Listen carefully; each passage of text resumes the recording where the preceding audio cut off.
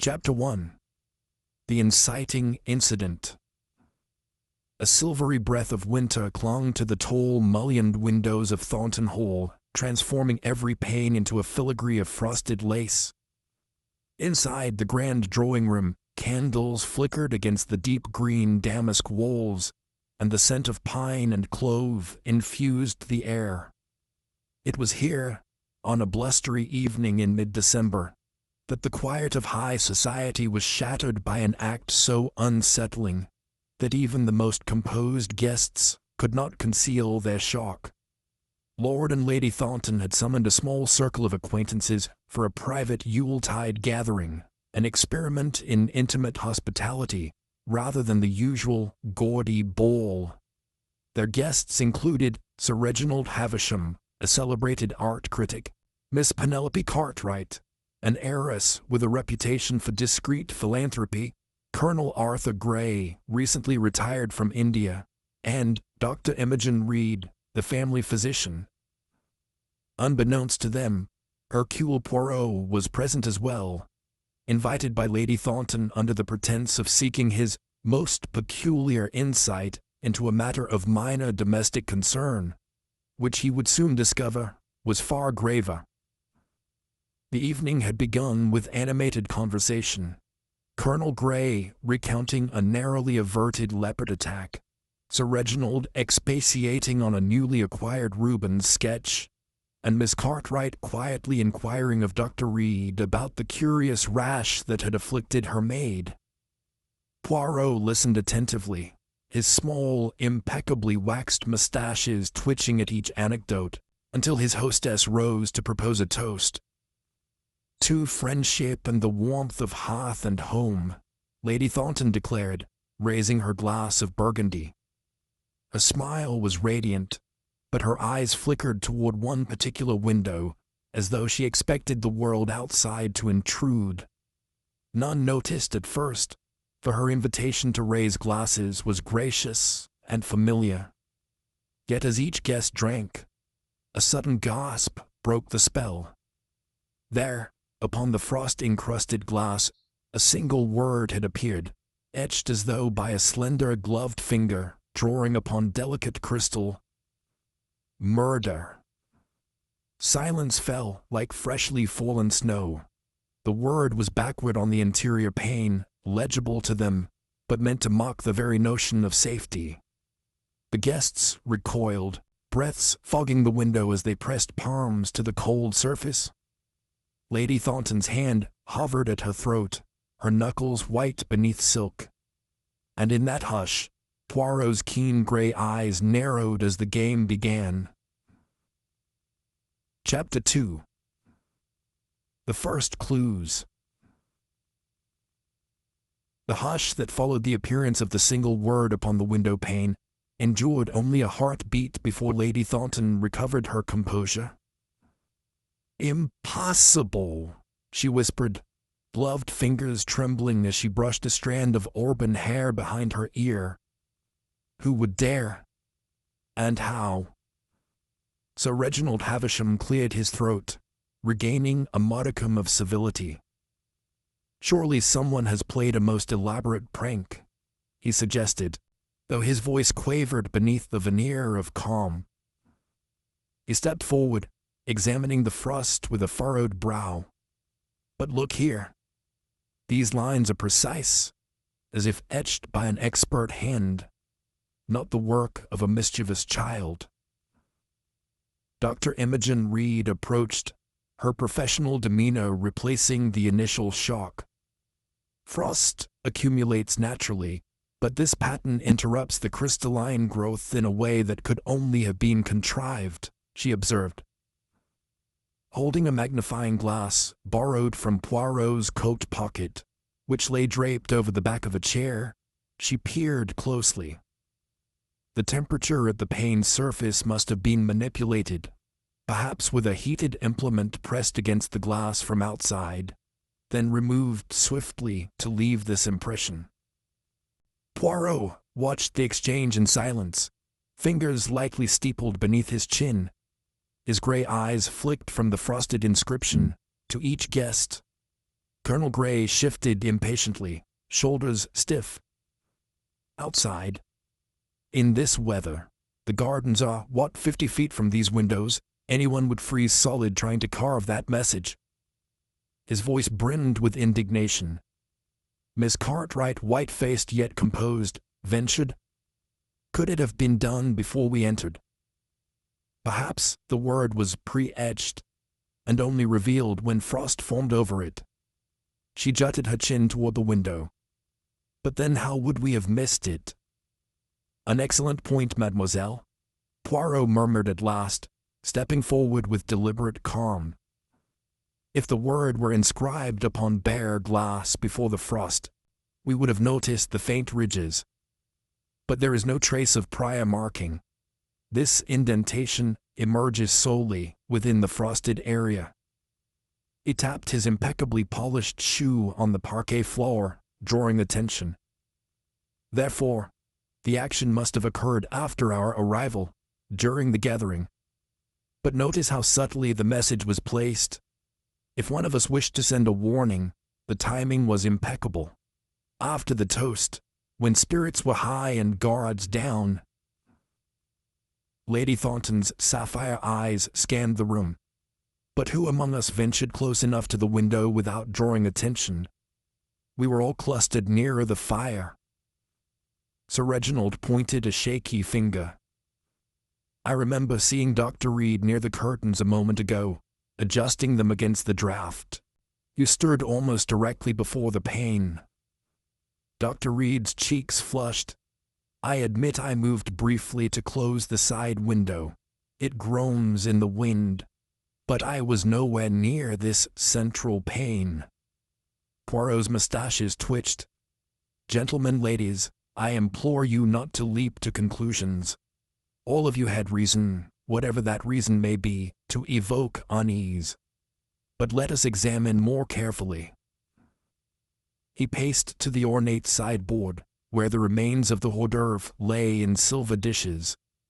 Lifting a pair of small tongs, he took out a fragment of clementine peel, studying its irregular edge. Note, he said, holding it aloft. The scent of citrus still lingers. Yet this peel shows no sign of human bite. It was sliced with a sharp blade. Colonel Grey frowned. That suggests someone prepared the plate with the intention of precise serving. But so what? A subtle detail, Poirot explained, placing the peel upon a napkin. One would slice fruit neatly if expecting guests, but one would bite if anxious or distracted. The absence of such marks indicates perfect calm or deliberate forethought.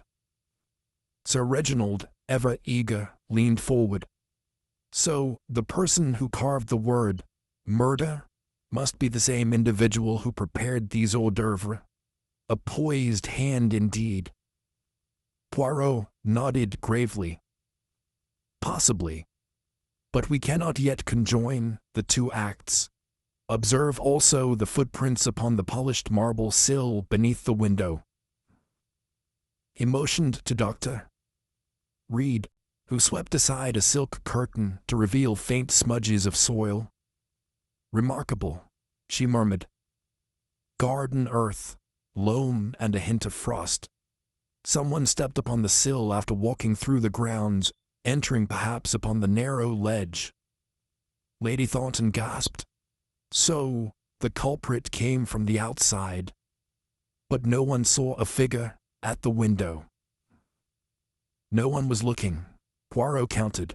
When spirits are contained within the warmth of a room, the eye does not wander to a frosted window. And our attention was fixed upon Lady Thornton's eloquent toast.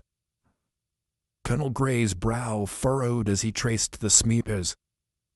But how could anyone balance upon that narrow ledge, carve the word neatly and return without slipping? The stones beneath the sill are slick.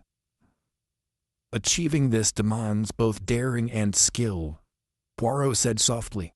A daring mind to taunt us, and the skill to execute without error. This individual desires to manipulate our fear. Sir Reginald shifted uneasily. But why the question mark? If someone threatens murder, they would carve the word plainly. Poirot's eyes gleamed. The punctuation transforms the message from a threat into a challenge. It invites us to ponder the possibility of death within these walls. It is not a declaration of intent, but a seed of doubt planted in our minds. The guests exchanged glances. A shiver passed through the room despite the crackling fire. Miss Cartwright took a hesitant step forward. "Shall we inspect the rest of the windows? Perhaps the word appears elsewhere, on each pane, making a pattern." Lady Thornton shook her head. "No, it was only here." She pressed a hand to her heart. "I insist we carry on as though nothing has happened." "But madam," Dr. Reed protested gently, "we must understand the danger. If someone is trespassing, then let them be." Lady Thornton interrupted. "This gathering was meant to be intimate, to scatter leaves of laughter, not fear. We shall not surrender to terror." Poirot inclined his head respectfully. "Very well. Yet allow me a moment to consider another clue." He cast his gaze toward the grand piano at the far end of the room, its ivory keys gleaming dully. Upon its polished surface lay a single sheet of music, the Andante from Mozart's Piano Sonata in A, carefully placed, but notably missing a single line of notation. Sir Reginald approached, touching the missing bar. "This sheet was complete when I left the drawing room an hour ago. I had been practicing." "Precisely," Poirot murmured, "and the bar removed, replaced by a gash across the paper's edge, suggests someone sought to disrupt not only our peace of mind but also your personal repose." He turned, addressing everyone.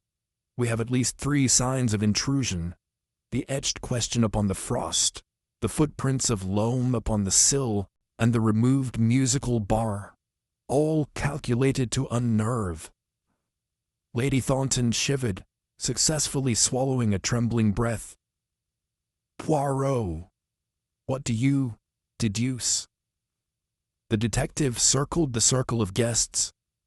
"That someone among us orchestrated this psychological performance. Someone with knowledge of our habits, who would play the piano, who would serve the clementines, who could access the window. The true motive remains hidden. But rest assured, the culprit believes himself secure, else why taunt us?" A tremor of realization passed through the company. The true game had begun, and as Poirot's keen gaze settled upon each face in turn, every mind raced to conceal its darkest secret. Chapter 3. The Gathering of Suspects. By the following morning, a brittle sunlight filtered through the frosted window panes of Thornton Hall, illuminating the grand entrance hall with an ethereal glow. Word of the uncanny message and nocturnal intrusions had spread swiftly, and the household staff whispered nervously among themselves. Lady Thornton, determined that propriety must triumph over panic, summoned her assembled guests to the oak-paneled library at precisely 9 o'clock. There, in the hush before the morning tea was served, Hercule Poirot prepared to meet each witness in turn. The library doors swung open on polished hinges, revealing a semicircle of chairs arranged before a crackling fire. On the central chair sat Lady Thornton herself, draped in a sable-trimmed morning robe, her eyes unwavering despite the night's events. To her right, Sir Reginald Havisham leaned forward, fingertips pressed together in eager anticipation. To her left, Colonel Grey adjusted the cufflinks on his tailored coat. Dr. Imogen Reed hovered discreetly by the tea trolley. And near the window stood Miss Penelope Cartwright, hands folded over her cashmere muffler. Poirot entered with deliberate poise, his gait unhurried, mustaches waxed to imperceptible symmetry. "Mesdames et messieurs," he began, his voice a calm river in troubled waters. Before we proceed, let us ensure we are properly acquainted with one another. For clarity in my observations, I shall ask each of you to state your name, your relation to Lady Thornton, and any recent grievances or concerns you carried to this gathering. He produced a small notebook from his inner pocket, its cover embossed in worn leather. Lady Thornton inclined her head. I will begin. I am Arabella Thornton, widow of Sir Malcolm Thornton.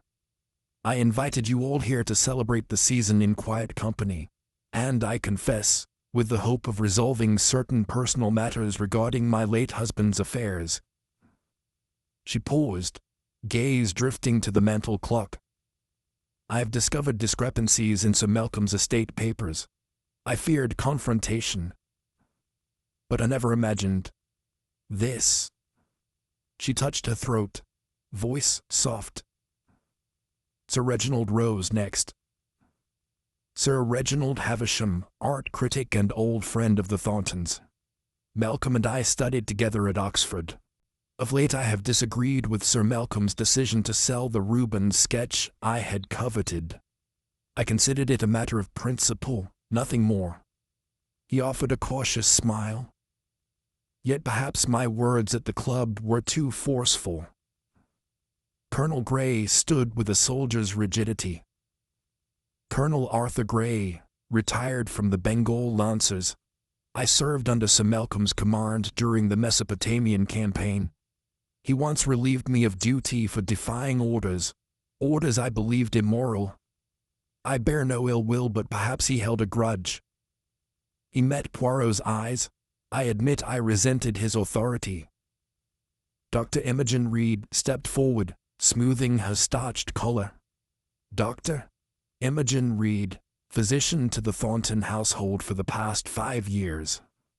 Lady Thornton knows that I occasionally cautioned Sir Malcolm against overindulgence in brandy and fines. I feared for his health, if anyone might. She hesitated. Have reason to see him silenced. It would be I. A hush settled. Poirot raised a gloved hand. And you, mademoiselle? His gaze rested kindly on Miss Cartwright. Miss Cartwright smiled faintly. Penelope Cartwright, at your service. I volunteer at the Thornton Charitable Foundation. My concern was only for the welfare of those under Lady Thornton's patronage. I overheard Sir Malcolm disparage certain beneficiaries, claim their meddling ruined his investments. I took offense, though I never spoke to him directly. She clasped her hands. I only sought to defend the innocent. Poirot closed his notebook.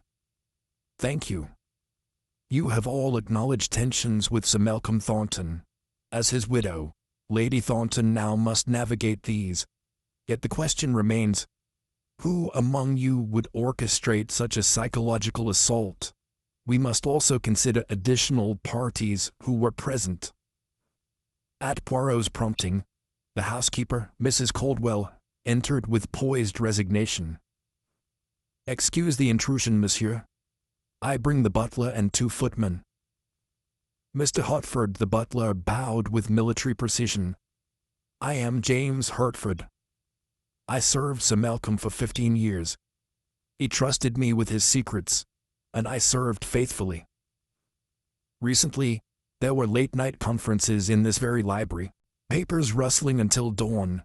I do not know their content, but I felt uneasy.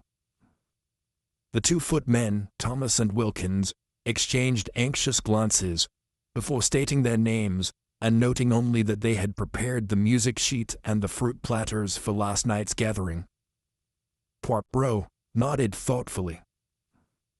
We have at least 8 individuals with access to the drawing room, the library, and the grounds. But there remains the question of motive beyond mere grievance. Who would risk exposure by tampering with estate documents, risking social ruin? He tapped his notebook. I propose we consider 3 categories of motive: financial, personal, and ideological. Sir Reginald frowned. Ideological? What ideology would target a private home?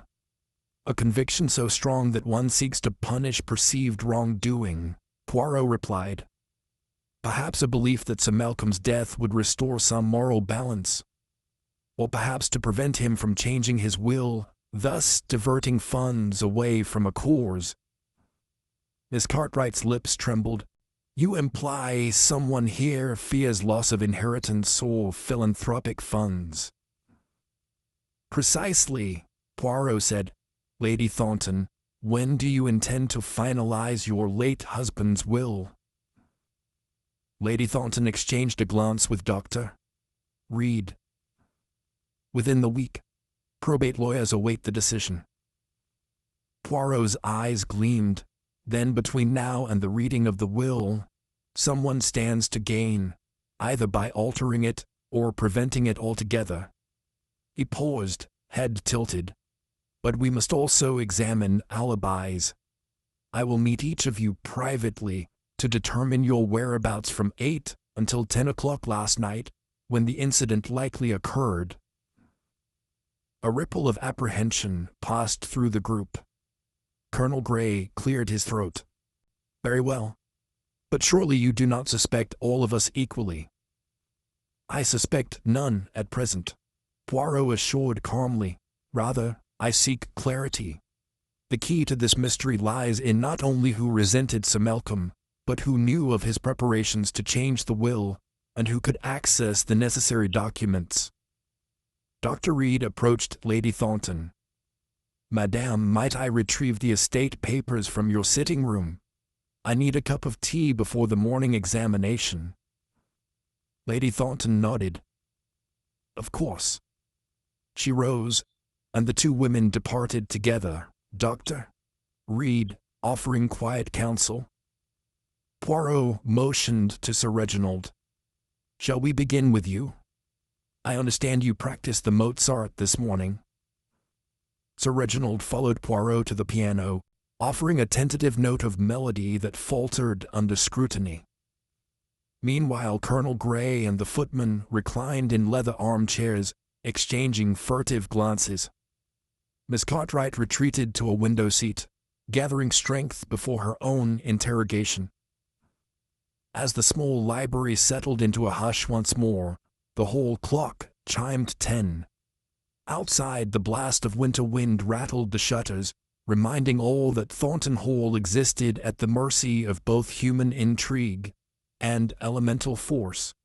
And in that charged atmosphere, Poirot prepared to dissect each statement, each hesitation, and each heartbeat, knowing that within their collective narratives lay the key to the enigma of murder. Thus, the circle of suspects tightened, and the invisible net began to close. Each guest braced themselves for the dishonesty of self-examination, unaware that Poirot's little gray cells were already at work, weaving their silent tapestry of truth. Chapter 4. Poirot arrives.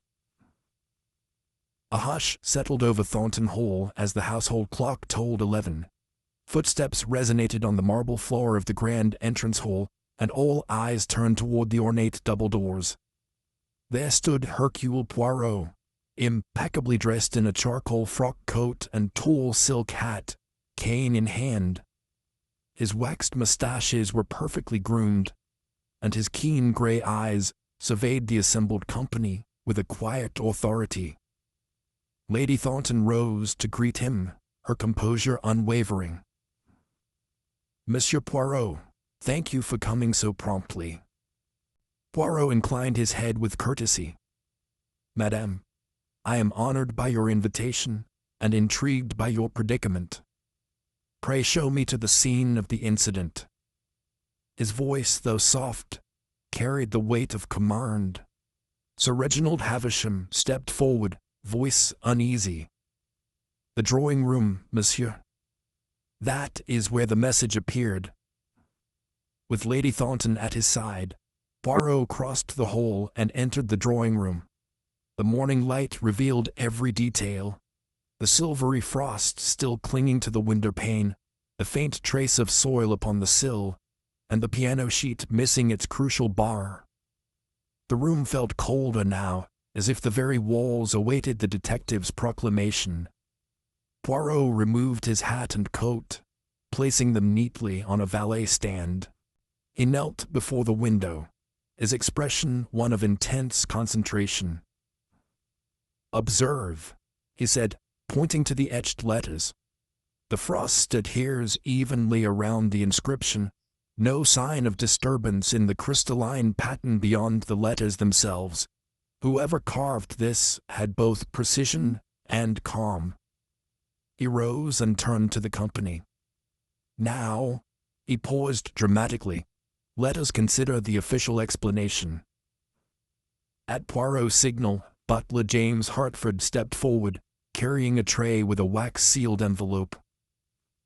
"Lady Thornton received this from the local constabulary at dawn, sir." He placed the envelope on a nearby table. Lady Thornton broke the seal and withdrew a single sheet of paper, her hand trembling only slightly.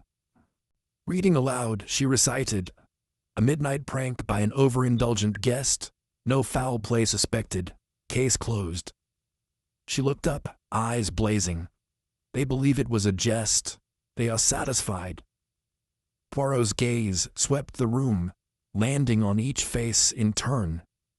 "You see, mes amis, the authorities are content with this explanation. But moi," he tapped his temple lightly, "I have detected far more than a mere prank. The message lacks any humor, and the precision suggests an intent to unsettle rather than amuse." Colonel Grey folded his arms. "And you believe someone here orchestrated it?" "Without a doubt," Poirot replied crisply. "But more than that, I believe the perpetrator sought to misdirect attention from his true objective." He strode to the piano, lifting the top to reveal the keys and the remaining sheet music. The removal of the Mozart bar is no random act. It speaks to personal knowledge and emotional investment. Sir Reginald bristled. "But I practiced that piece regularly. I could only have been playing when the bar was intact." "Ah, but you practiced at odd hours, yes, after dinner as the house quieted. Yet the sheet was altered between the hours of 8 and 10, before any playing took place this morning." Poirot folded his arms thoughtfully. "Therefore the musician was not the saboteur. Someone else knew of your habit and used it to implicate you." Miss Penelope Cartwright, seated at a distant fauteuil, raised her voice. "You imply the true culprit is framing Sir Reginald." Poirot looked kindly at her. "Not framing, mademoiselle, merely using a familiar pattern to conceal his own movements. But let us examine more closely." He produced a small leather case from his coat pocket and extracted a slender metal tool, a hygrometer. Holding it against the glass, he measured the temperature differential between the etched and unetched areas. The glass around the frost reads -4 degrees Celsius, while the etched letters correspond to -2 degrees. This suggests the perpetrator briefly warmed the glass surface, perhaps with a heated spatula or gloved hand pressed from outside. Dr. Imogen Reed gasped. So the culprit stood on the narrow ledge, warmed the glass, and carved the word. Poirot smiled at her participation. "Precisely. But note how the letters show no smudging of the glass's exterior. The implement used must have been slender and precise, a surgeon's skill, not a gardener's spade." He closed the hygrometer's lid and returned it to its case. "I shall require a closer look at the tool used. But first we must consider the motives." He turned to Lady Thornton. "Madame, you mentioned estate discrepancies. The will, when is the codicil to be signed?" "Next Wednesday," Lady Thornton replied softly. "The lawyers await my decision." Poirot nodded. 3 days hence, the will be altered. Someone among us fears the change and seeks to forestall it through fear, either to gain time or to prevent it entirely. This message was but the opening move. Sir Reginald frowned. But fear of what? The alteration only modestly shifts a few £1,000s to charity. And a few £1,000s can mean everything to one who depends upon it, Poirot said. His gaze lingered on Colonel Grey. Colonel, you spoke of moral conviction in India. Suppose you believed Sir Malcolm's wealth derived from ill-gotten gains. A protest, yes, but would you risk social scandal in his name?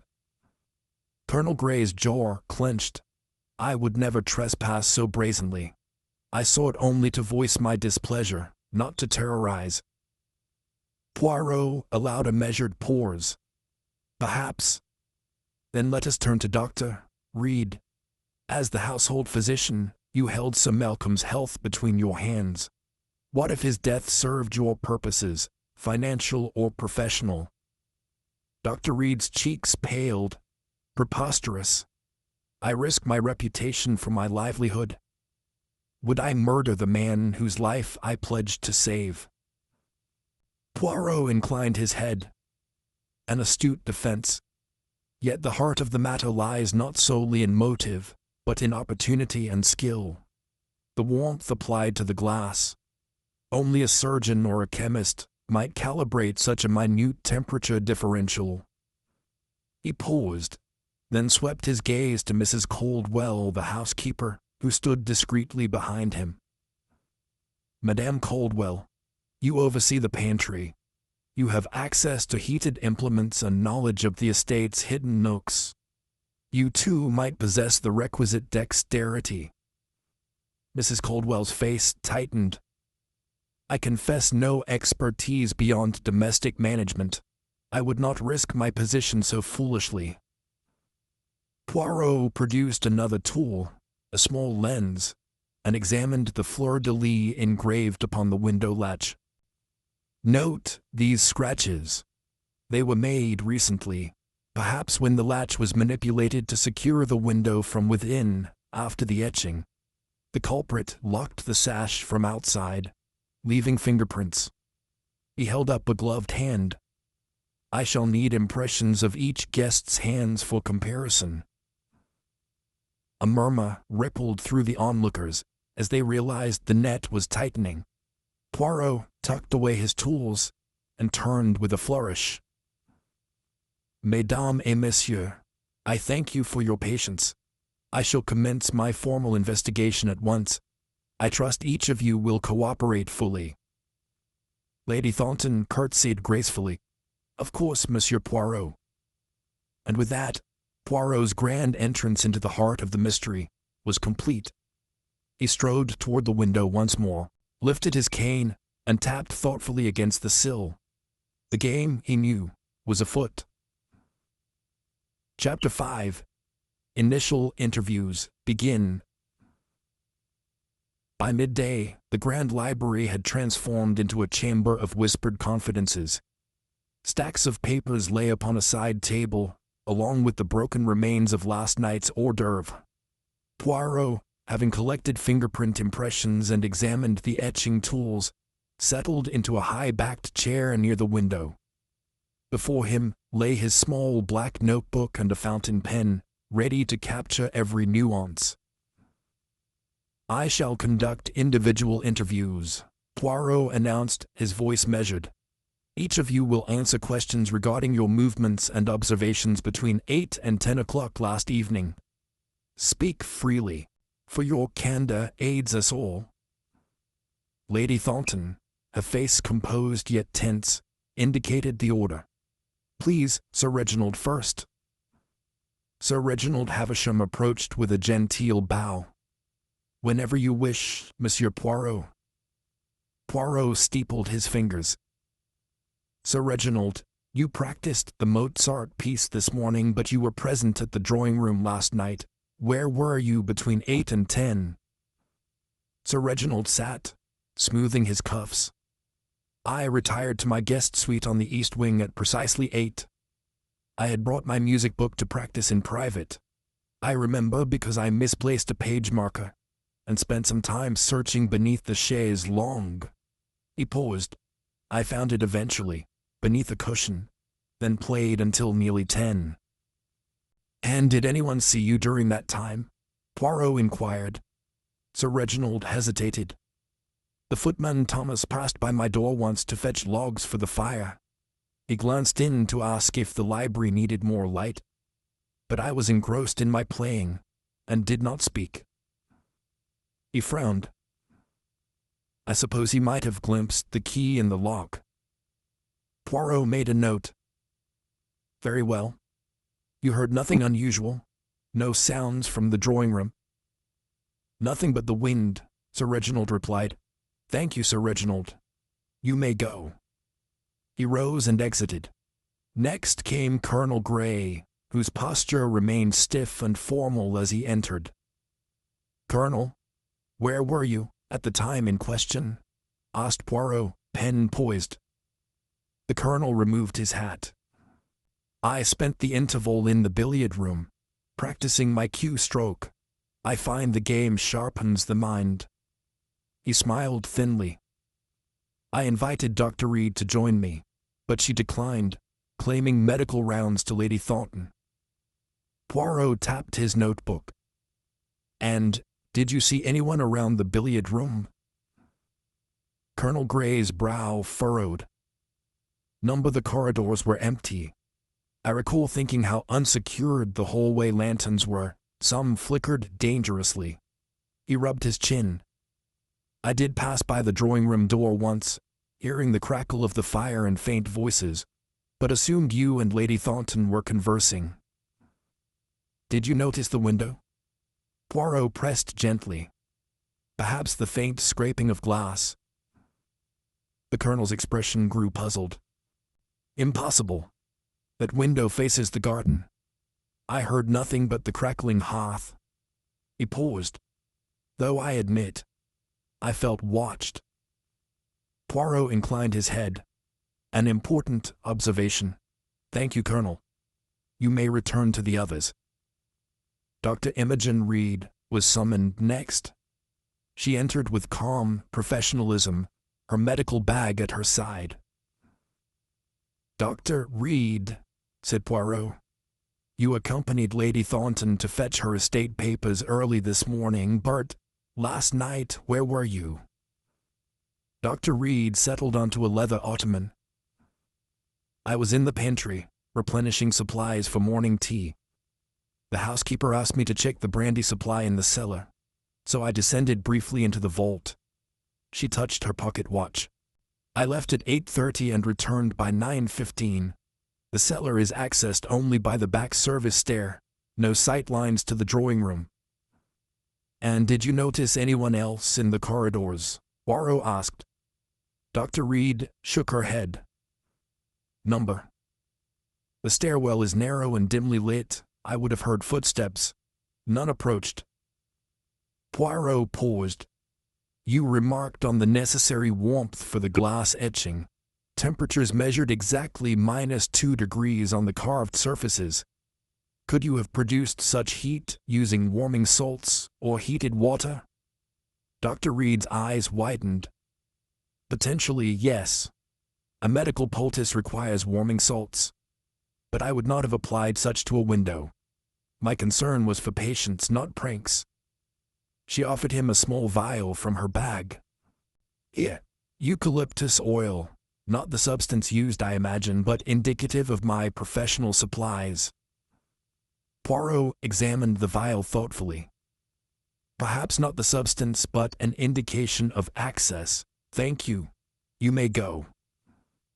Miss Penelope Cartwright entered with a soft step. She wore her cashmere muffler, hands folded in her lap. Miss Cartwright, began Poirot, you volunteered at the foundation, yet you stayed near the window during the evening. Why? Miss Cartwright's eyes shimmered. I found the chill draft unbearable. I moved the curtains aside to let more warmth from the fire circulate. She exhaled. I admit, I lingered there longer than necessary, perhaps 10 minutes, from 8:15 to 8:30. I studied the frost patterns, an idle fascination. "And did you see any footprints on the sill?" Poirot asked.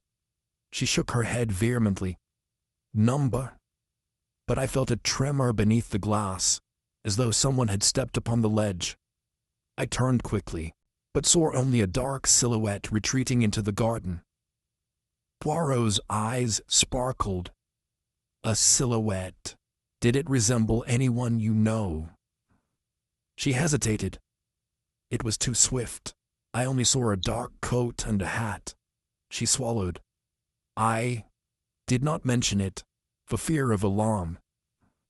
"No fear too small," said Poirot gently. "Your observation is invaluable. Thank you, Miss Cartwright." The final interview was with James Hertford, the butler. He entered with a slight bow, bearing an air of unwavering loyalty. "Mr. Hertford, you prepared last night's tray. Tell me of your whereabouts after the gathering." Poirot's tone was respectful. Hertford placed his cane aside and folded his hands. "I cleared the room at 10, then returned to my quarters in the service wing. I slept until dawn." He hesitated. "However, I did notice the kitchen's warming oven left on through the night, a fault I corrected. The oven door bore no residue of ash or soot." Poirot nodded. "This accounts for potential warmth. Could someone have borrowed your key to access heated items?" Hertford's expression remained stoic. "I guard my keys carefully. None could enter my pantry without detection." Poirot scribbled his final note. "Thank you, Mr. Hertford. Your diligence is noted." As Hertford departed, Poirot leaned back and closed his notebook. He observed the room. Lady Thornton paced near the hearth. Sir Reginald fidgeted by the bookcase. Colonel Grey examined a globe. Dr. Reed checked her watch, and Miss Cartwright gazed at the window with anxious eyes. Poirot rose and drew a deep breath. "Mes amis, your testimonies provide a tapestry of movements and impressions. 3 noteworthy observations emerge. First, footprints upon the sill seen by Miss Cartwright. Second, the warming oven noted by Mr. Hertford. And third, the solitary silhouette in the garden. Combined with the use of surgical precision in the etching, we narrow our field." He paused, letting the implications settle. "We shall now reconvene in the drawing room at 2:30 for a collective examination of these points. Until then, I advise you to remain within sight and refrain from discussing your accounts with one another." With that, Poirot departed to his temporary study, leaving the suspects to ponder the scrutiny they had just endured. Outside, the winter wind howled, as though applauding the detective's progress in this carefully orchestrated dance of deduction. Chapter 6. The First False Lead. The heavy velvet drapes of the drawing-room were drawn closed against the pale afternoon light, lending the chamber an atmosphere of hushed anticipation. Poirot stood before the frosted window, hands clasped behind his back, as the 5 suspects settled into rigid silence. The clock chimed 2:30, and Lady Thornton, seated near the hearth, offered a slight nod. "Mes amis," Poirot began, his voice soft yet authoritative. "We have reconvened to examine 3 critical observations: footprints upon the sill, the warmth indicated by the warming oven, and the solitary silhouette seen in the garden. I shall demonstrate how these point, plausibly but erroneously, to one among you." He paused, scanning each face. "Let us proceed." He lifted a leather satchel and produced a pair of leather gloves, dusted with a faint residue of loam. These were found beneath the shrubbery outside the drawing-room window. The soil adheres most thickly to the right glove. He extended the pair toward Colonel Gray. "Your gloves, Colonel." Colonel Gray's face paled. I wore these only yesterday for the carriage ride." He reached for them, hands trembling. Poirot withdrew them gently. "Yet note the pattern of scuffs and the soil composition, identical to the garden earth as analyzed by Dr. Reed's samples." He held the gloves aloft. "One might conclude you climbed onto the sill, warmed the window, and carved your message." A murmur spread through the room. Colonel Gray opened his mouth to protest, but Poirot raised a gloved finger for silence. "Furthermore," he continued, "the warming oven in the pantry shares the same make as the calibration stones used for surgical instruments. Only a professional with chemical knowledge, say Dr. Imogen Reed, might recognize its potential. Yet the Colonel's gloves bear faint traces of aniseed oil, not eucalyptus, Dr. Reed's signature, but a common scent for leather glaze treatments." All eyes turned to Colonel Gray. He stood abruptly, chair scraping the floor. "This is preposterous. I admit I wore these gloves for the ride in, but I returned them to the coat room last night before dinner. His voice cracked. Poirot nodded gravely. "Forgive me, Colonel, but these gloves form a compelling link between you and the sill, and the aniseed oil suggests they were treated this morning, after your return from the billiard room. One might see motive in your resentment of Sir Malcolm's command, yet the zeal to terrorize seems disproportionate." Sir Reginald leaned forward. "You're saying Colonel Gray tried to frighten Lady Thornton into altering the will? That is absurd." Poirot's mustaches twitched. "Perhaps. Yet charisma and strength may mask darker impulses. Furthermore," he produced a small glass vial. "This residue, analyzed by Dr. Reed, matches the warming salts from the pantry oven. Only someone with access to both pantry and garden could orchestrate the intrusion." He turned slowly toward Colonel Gray. "Thus, the evidence appears damning." Colonel Gray's jaw set. "Monsieur Poirot, I assure you I had no reason to threaten anyone here. I resent no one to the point of childish sabotage." Poirot inclined his head. "Of course, but appearances govern initial impressions. Now let us hear from Dr. Reed, who conducted the chemical analysis." He looked expectantly at the physician. Dr. Reed rose, composed but with a glint of indignation in her eyes. "I confirm the residue is warming salts, calcium chloride used for poultices. It leaves aniseed scent when mixed with certain balm additives. However," she paused, "the concentration here is half what one would use medically, a dilution suggesting deliberate reduction to avoid detection." She closed her notebook.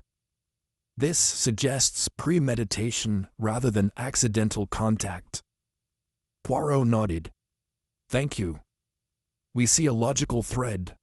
Gloves with aniseed, warming salts residue, footprints on the sill, all pointing to Colonel Gray and implicating his access to the pantry. Yet I caution you, logic can be fallacious when built upon a single assumption." Lady Thornton shivered. "But the parts fit so neatly." "Oui, madame," Poirot agreed. "But note this." He retrieved the gloves once more and held them at eye level. "Observe the stitching. One seam on the right glove has been recently repaired. An amateur mending job, frayed at the edges. Colonel, you are a disciplined officer. Would you tolerate such substandard repair on your personal gloves?" Colonel Gray's face flushed. I had them mended at a stall in Calcutta. The seam was weak, and the cobbler said it would hold." "But you would have had them re-examined after such a journey?" "Yes," Poirot pressed. "Yet these stitches bear human fingerprints, inconsistent with glove wear." He looked around. Someone sought to plant evidence. Gloves coated in soil, rubbed in warming salts, then left near the shrubbery. A false lead to divert suspicion from the true culprit. A collective exhale filled the room. Colonel Grey straightened. "So you do not truly suspect me?" "Not yet," Poirot replied. "But the setup was convincing. The next step is to test the timeline." He checked his watch. "You returned from the billiard room at 9:15. The pantry oven was noted by Mr. Hartford as still warm after midnight. Thus the candidate for planting the gloves must have had access to the pantry long after our interviews. Perhaps someone moving unseen among the staff." Sir Reginald's brow furrowed. "But who? Mrs. Caldwell, the footman?" Poirot gestured toward the housekeeper, who met his gaze calmly. "Possibly. But we also have the silhouette seen by Miss Cartwright. Distinctive by its height and build. Miss Cartwright, did you note any peculiarities beyond coat and hat?" Miss Cartwright stood, trembling slightly. "Yes, I recall the silhouette paused under the rose arbor and raised its arm as if adjusting a lapel pin. A gesture refined, not coarse."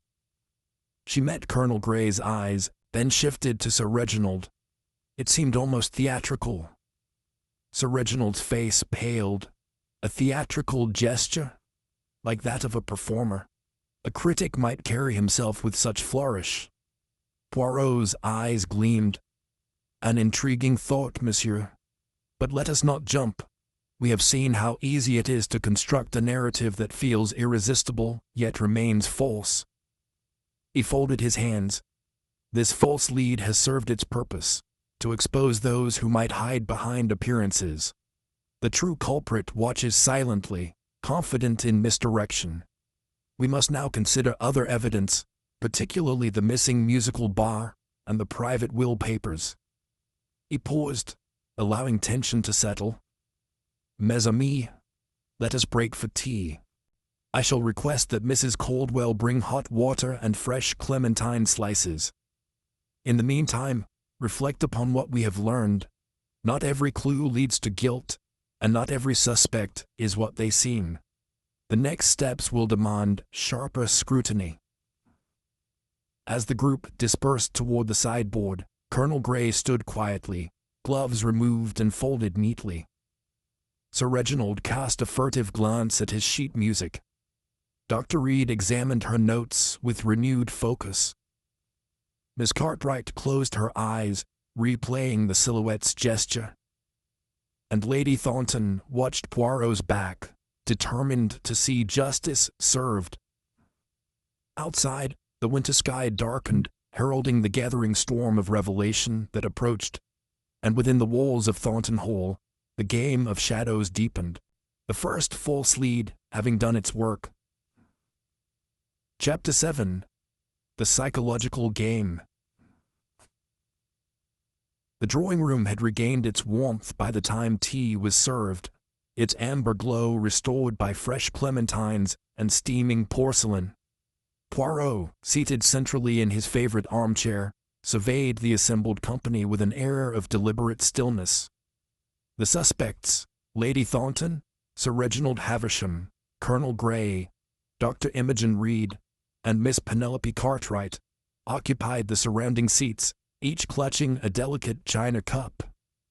Between them lay the remnants of the first false lead, the soil-stained gloves folded upon a side table. "Mes amis," Poirot announced, his voice betraying no haste. "We have seen how misdirection may entangle the innocent. Now allow me to engage your minds in a subtler contest, one of psychology rather than soil." He tapped the arm of his chair. "I shall address each of you in turn, with a propositional question designed to reveal not only what you know, but what you feel." A tense silence fell. Even the flicker of the candle light seemed hushed. Poirot fixed his gaze on Lady Thornton first. "Madame, you spoke this morning of discrepancies in Sir Malcolm's estate papers. You feared these irregularities. Tell me, Did your husband ever confide in you regarding his reasons for supporting, or withholding support from, those charities he so often mentioned? Lady Thornton's hand trembled slightly as she raised her cup. He confided only in his diaries, which I have yet to read fully. He claimed some beneficiaries were unworthy, but never specified whom. Her eyes flicked to Sir Reginald and Dr. Reed as she spoke. I worried that his judgments might be flawed, or influenced by unscrupulous counsel. Poirot inclined his head. A wife's concern indeed. Yet I detect in your tone both sorrow and relief. You seem torn between preserving his legacy and correcting his errors. Is it regret, madame, that moves you, or a measure of vindication? Lady Thornton's eyes glistened. Both. I loved him dearly, but I believe I can do better. A subtle tightening at her throat betrayed inner conflict. Poirot made a small note. He then turned to Sir Reginald. Monsieur Havisham, you lamented the sale of the Rubens sketch, calling it a matter of principle. But that sketch, I understand, was to be your wedding anniversary gift to your wife. Tell me, what does principle mean to you when profit and sentiment collide? Sir Reginald's hand tightened around his cup. Principle is everything, more than love, more than art. If one compromises principle once, one invites catastrophe. His gaze darted to Lady Thornton. He faltered, then steadied himself. I believed Sir Malcolm compromised principle by selling masterworks to fund ventures I deemed unethical.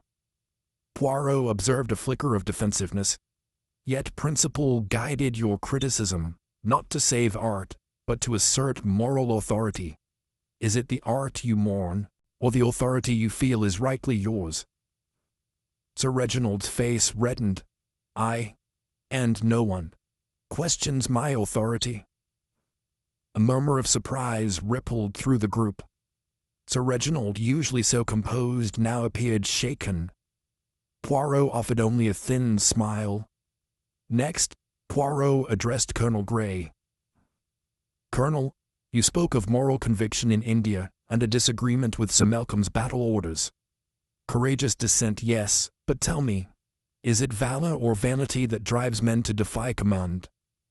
Colonel Grey's jaw clenched. He set down his cup with deliberate force. Valor, Monsieur Poirot. Valor to act according to conscience, even under fire. Poirot's gaze pierced him.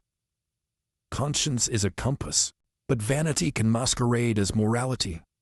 You risked your career to prove a point. Did you fear Sir Malcolm more than you respected his rank? The colonel's eyes flickered. I respected his rank, but I could not betray my own code. A brief silence followed, marked by Colonel Grey's clenched fists and reddened knuckles. Poirot made a discreet check of his notebook. Poirot then turned to Dr. Imogen Reed. Doctor, you tend to life and preserve it, yet you alone know the fragility of the human body. Have you ever considered that to preserve one life, another must end? Dr. Reed's breath caught. She placed a hand over her heart. I am a healer, monsieur. I would not tragedy into an art. Poirot's voice softened. And yet you wield substances that can save or kill. The gentlest remedy may become a poison in unskilled hands. Tell me, have you lost a patient under your care and blamed yourself? Dr. Reed closed her eyes momentarily. Yes. Once. The young boy succumbed to fever. I did everything, but it was insufficient. I felt responsible. Her admission hung in the air like a solemn pledge. Poirot noted her vulnerability with quiet respect. Finally, Poirot addressed Miss Penelope Cartwright. Mademoiselle, your charitable work speaks of compassion. yet charity can be wielded as power. Tell me, do you believe those you aid owe you gratitude? Or do you pity them, and thus see yourself as superior? Miss Cartwright's lips quivered. She swallowed and met his gaze. I care for those who suffer. Pity is not my motive. Gratitude, while welcome, is not required. Poirot allowed a gentle nod. Compassion must be balanced with humility, yes. But I sense in you a quiet yearning, to be needed, perhaps. Does that yearning ever outweigh discretion? She flinched, betraying an inner ache. Poirot folded his hands. I thank you all for your candor. You have each revealed a fragment of your character that speaks to deeper truths. Lady Thornton's struggle between reverence and renewal. Sir Reginald's conflict between principle and pride. Colonel Grey's tension between conscience and ambition. Dr. Reed's burden of responsibility, and Miss Cartwright's delicate balance of compassion and self-regard. He paused, letting his words settle. Now, consider this final point. The perpetrator of our midnight message seeks to manipulate more than glass and frost. He or she wishes to manipulate our emotions, to exploit our vulnerabilities. That is the essence of the psychological game. And only by recognizing the sentiment steering each of us can we unmask the architect of these events. A hush enveloped the room. The suspects exchanged uneasy glances, each now aware that their deepest convictions had been laid bare. Outside, the wind rattled the window glass. Within, the game had become a contest of hearts as much as minds, and Poirot's little grey cells were closer than ever to the fulcrum of truth. Chapter 8. A Secondary Mystery. Late that evening, as the household settled into uneasy quietude, an urgent knock sounded at the library door. The butler, James Hertford, entered with pale composure. In his hand he held a small brass-bound box, Lady Thornton's desk box, pulled from beneath her writing table, and now left ajar, its contents disturbed. Lady Thornton rose with a start. My desk box. It contained the codicil to Sir Malcolm's will. She hurried forward, heart fluttering. Open it, James. Hertford set the box upon the desk and lifted the lid. Inside, the papers were gone, save for Lady Thornton's monogrammed blotter and a single scrap of parchment, torn and stained with ink. She gasped, examining the fragment. 3 words in Sir Malcolm's handwriting. Unless you prove. Poirot, summoned at once, crossed the room with quiet urgency. He knelt before the box, inspecting its hinges. The lock shows no sign of tampering, he observed, tracing a slender scratch along the brass rim. It was opened with the key. He looked to Lady Thornton. Where is your key kept? In my vanity drawer, she replied. I never remove it from there. Very well. Poirot stood and waved to the assembled circle. Mes amis, we have a new development. The codicil has vanished, leaving behind but a fragmentary clue. This secondary mystery is no mere afterthought. It is central to our investigation. Sir Reginald stepped closer, concern etched across his features. Without the codicil, the will remains unchanged. Lady Thornton stands to inherit as before, but so does the charity.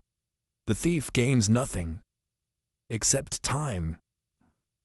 Time and confusion, Poirot said.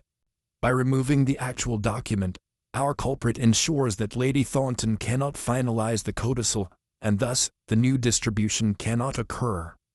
The question becomes, who risks theft of a private document, and why? Dr. Imogen Reed moved to the table, lifting the scrap of parchment. This fragment appears to be part of Sir Malcolm's marginal notes. Unless you prove suggests a challenge, perhaps to require evidence of some wrongdoing before he alters his will. She handed the fragment to Poirot. who held it thoughtfully beneath the lamp's glow. Miss Penelope Cartwright sighed. Sir Malcolm was always adding marginalia to his documents, reminders to himself, words of caution, but this looks deliberate, as if someone wanted to leave behind a cryptic hint. Poirot nodded. Indeed, a clue by design. Notice the ink, very dark, almost blacker than the original script. The stroke is slightly heavier. He raised his magnifying lens. This suggests a different pen was used for the fragment, perhaps by the thief, to sow ambiguity. Our perpetrator is again playing psychological games, this time with paper instead of frost. Colonel Grey crossed his arms, but only someone with access to Lady Thornton's private rooms could open the desk box. The key was not duplicated, so the owner of the key must be the culprit. His gaze swept the group. Who, then, has been in her vanity? Lady Thornton drew a breath.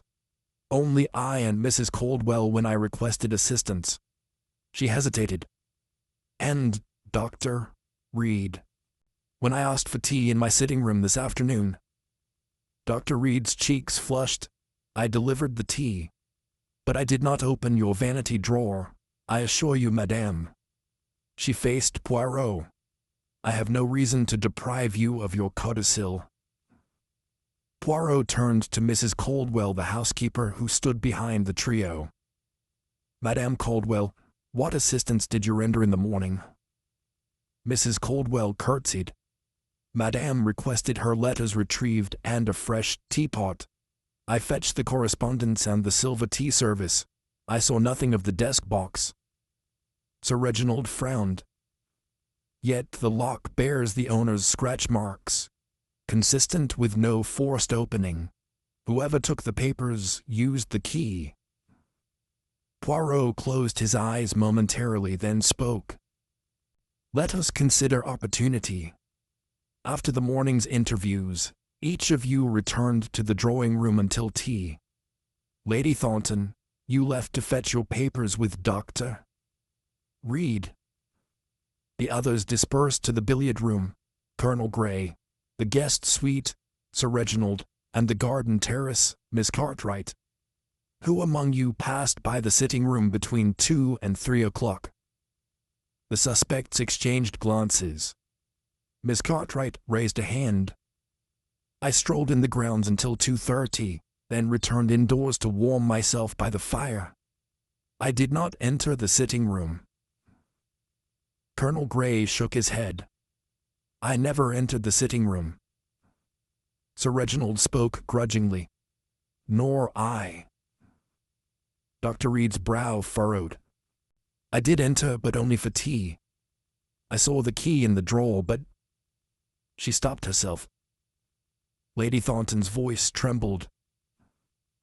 Dr. Reed, did you touch the drawer? Dr. Reed squared her shoulders.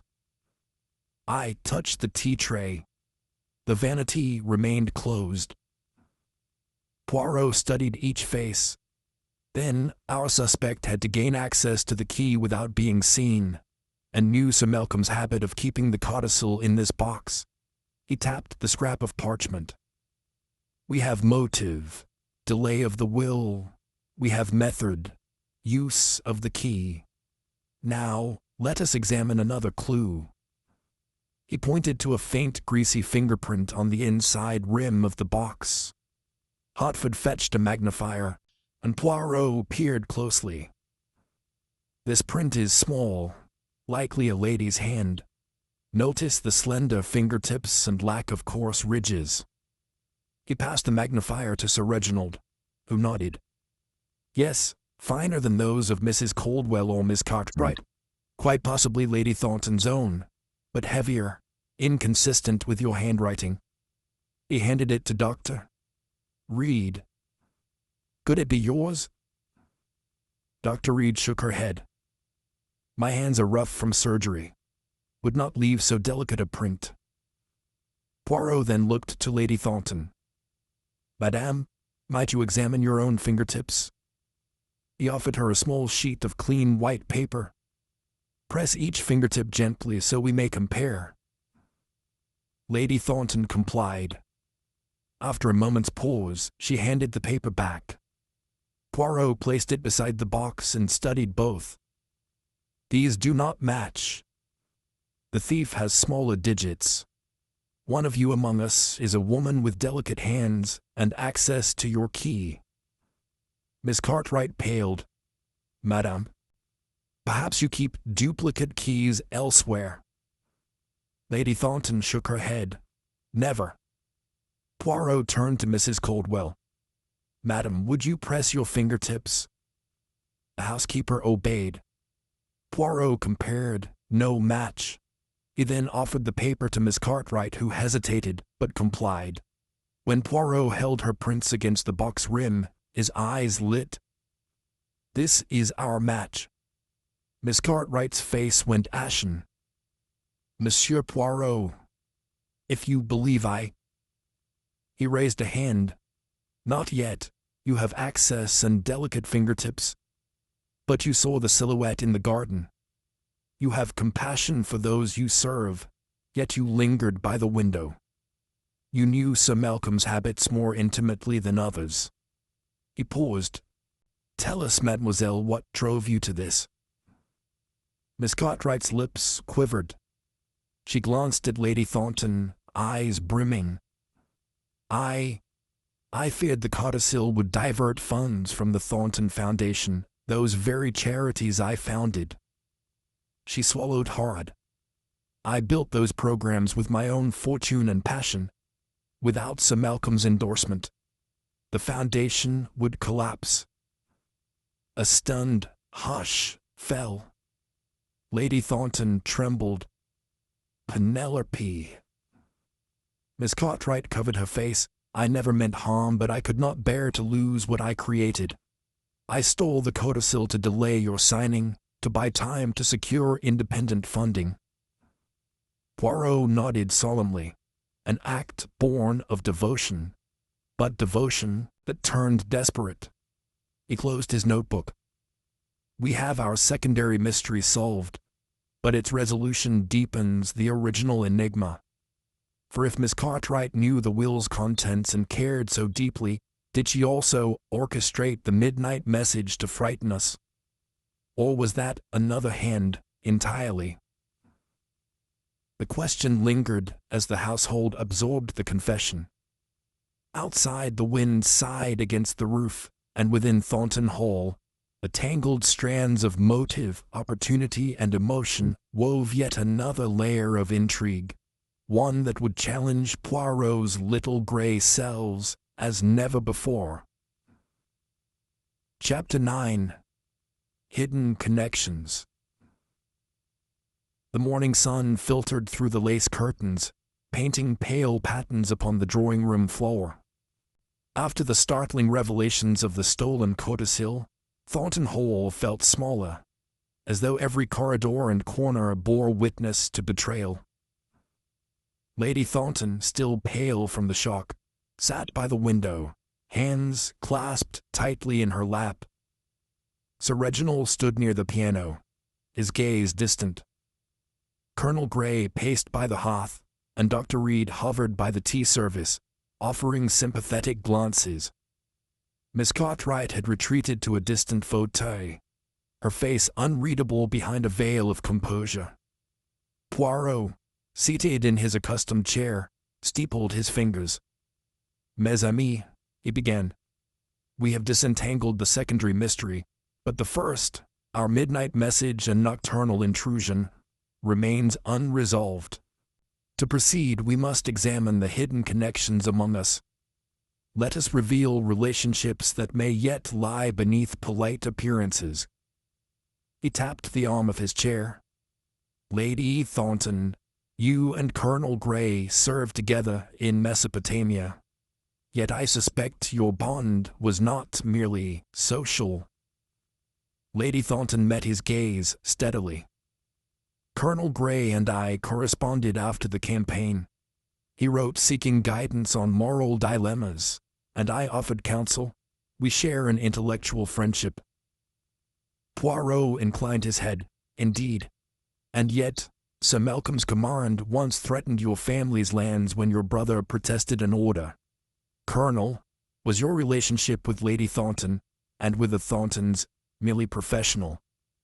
Colonel Grey paused before answering. Arabella and I were close. I admired her strength. But no, our connection remained chaste and respectful. A flicker of regret passed across his face. Poirot noted it. He turned to Sir Reginald. You too have deeper ties to the Thorntons. You and Sir Malcolm were Oxford contemporaries. But I learn you also confided in his library about a scandal at your family estate, something you feared might become public. Sir Reginald stiffened. That is true. I confided in Sir Malcolm my fear that my cousin's embezzlement of the family trust would ruin our name. And yet, Poirot continued, the reward you received for your discretion was nothing more than gratitude.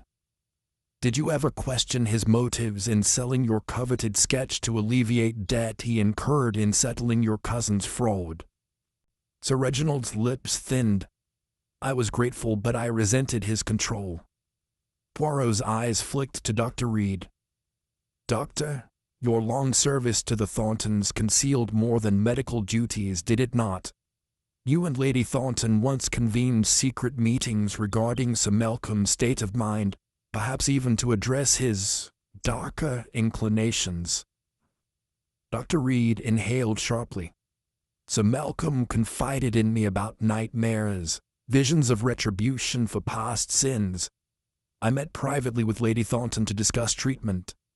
That was all. Poirot nodded thoughtfully. Nightmares that spoke of justice? Perhaps a shared fear? He then regarded Miss Cartwright. Your foundation bore Sir Malcolm's name and funds, yet you and the Colonel met once at a charity ball. I was told you rebuked him publicly for comments about your work. Miss Cartwright's eyes narrowed. Colonel Grey disparaged my foundation's rural programs, calling them a frivolous indulgence. I spoke out, and he apologized. Colonel Grey inclined his head. I did apologize. Poirot leaned forward. Connections abound. Professional confidences, intellectual alliances, public disagreements. But one link remains most private, the relationship between Miss Cartwright and Sir Reginald. Both started. Sir Reginald swallowed. Miss Cartwright's lips trembled. Poirot continued smoothly. I discovered, through the guest ledger, that you two share a past, an artistic collaboration on a charitable play staged by the Foundation. You wrote the script. He composed incidental music. Yet the play was abruptly cancelled after dress rehearsal, citing irreconcilable creative differences. Sir Reginald's gaze darted to Miss Cartwright. That was years ago. A disagreement, overtone. Miss Cartwright's voice was barely audible. He wanted sentiment. I insisted on social critique. We parted in anger. Poirot's eyes twinkled.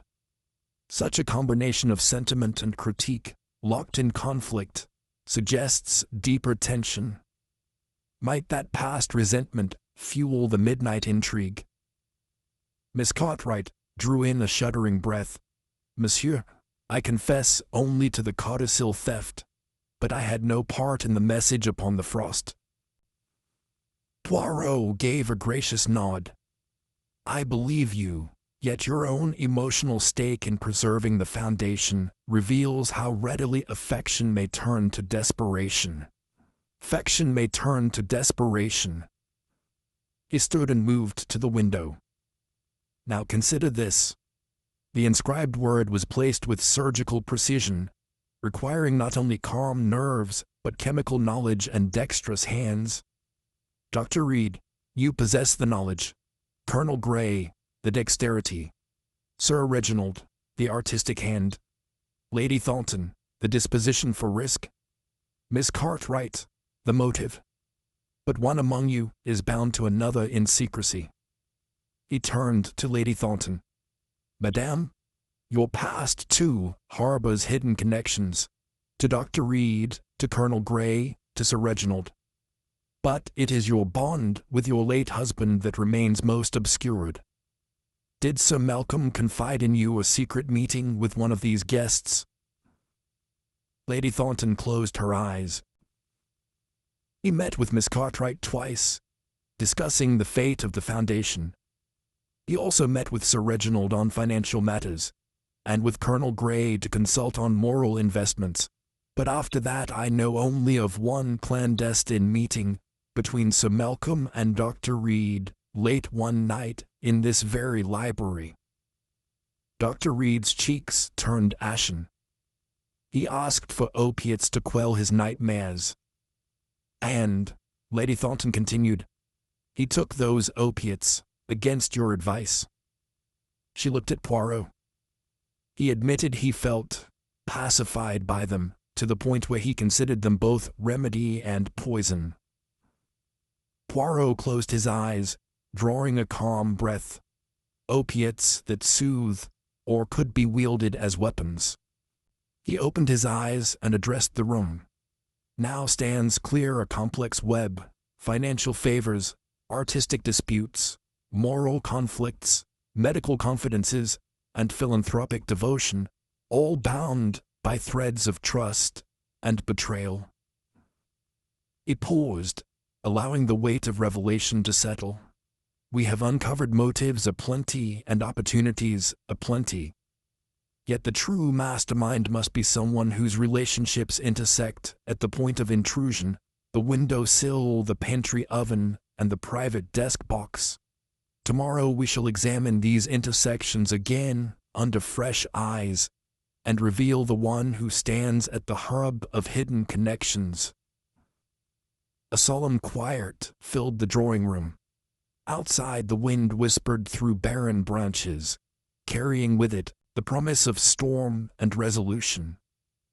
And within Thornton Hall, the stage was set for Poirot's final unraveling, when the tapestry of lies and loyalties would be laid bare at last. Chapter 10. Poirot's Secret Clue. The following morning dawned subdued and grey. The hallways of Thornton Hall hushed under an oppressive stillness. Even the household staff moved with a muted tread, as though any sudden sound might unravel the fragile calm. In the drawing-room, the five principal figures, Lady Thornton, Sir Reginald Havisham, Colonel Grey, Dr. Imogen Reed, and Miss Penelope Cartwright, gathered once more, each bearing the weight of the previous day's revelations. Poirot entered with his usual composed grace, rising to address them. "Mes amis, we have progressed admirably, uncovering hidden connections and false leads. Yet the heart of the enigma remains, the midnight etching upon the frost. Today I will share with you a clue so small that it might have escaped all but my attention." He paused, letting curiosity ripple through the assembled company. He turned to the window, brushing aside the lace curtain. "Behold the garden sill. We have examined footprints and soil composition, yet overlooked one minute detail, the pattern of frost crystals themselves." He produced a small magnifier, different from the one used on the box, and held it to the glass. The room drew closer, breath held in anticipation. "Observe," Poirot said softly. "This section of the pane just here at the lower right of the inscription bears a slight distortion, a subtle indentation where the frost grains have separated in a radial pattern, unlike the uniform hexagonal lattice elsewhere. This is not the result of heat application alone." He tapped the glass gently. "It is evidence of pressure applied from within." Lady Thornton gasped. "From within the room?" But the message was carved from outside. Poirot inclined his head. "True, the letters were formed by warming the exterior surface. Yet this radial distortion indicates a second contact, a fingertip pressed against the inner glass to steady the implement. A single finger, perhaps, used to brace a blade. Silence fell, heavy as winter snow. The suspects exchanged glances. Colonel Grey's eyes narrowed. Sir Reginald frowned. Dr. Reed's lips parted in surprise. Miss Cartwright's gaze dropped to her hands.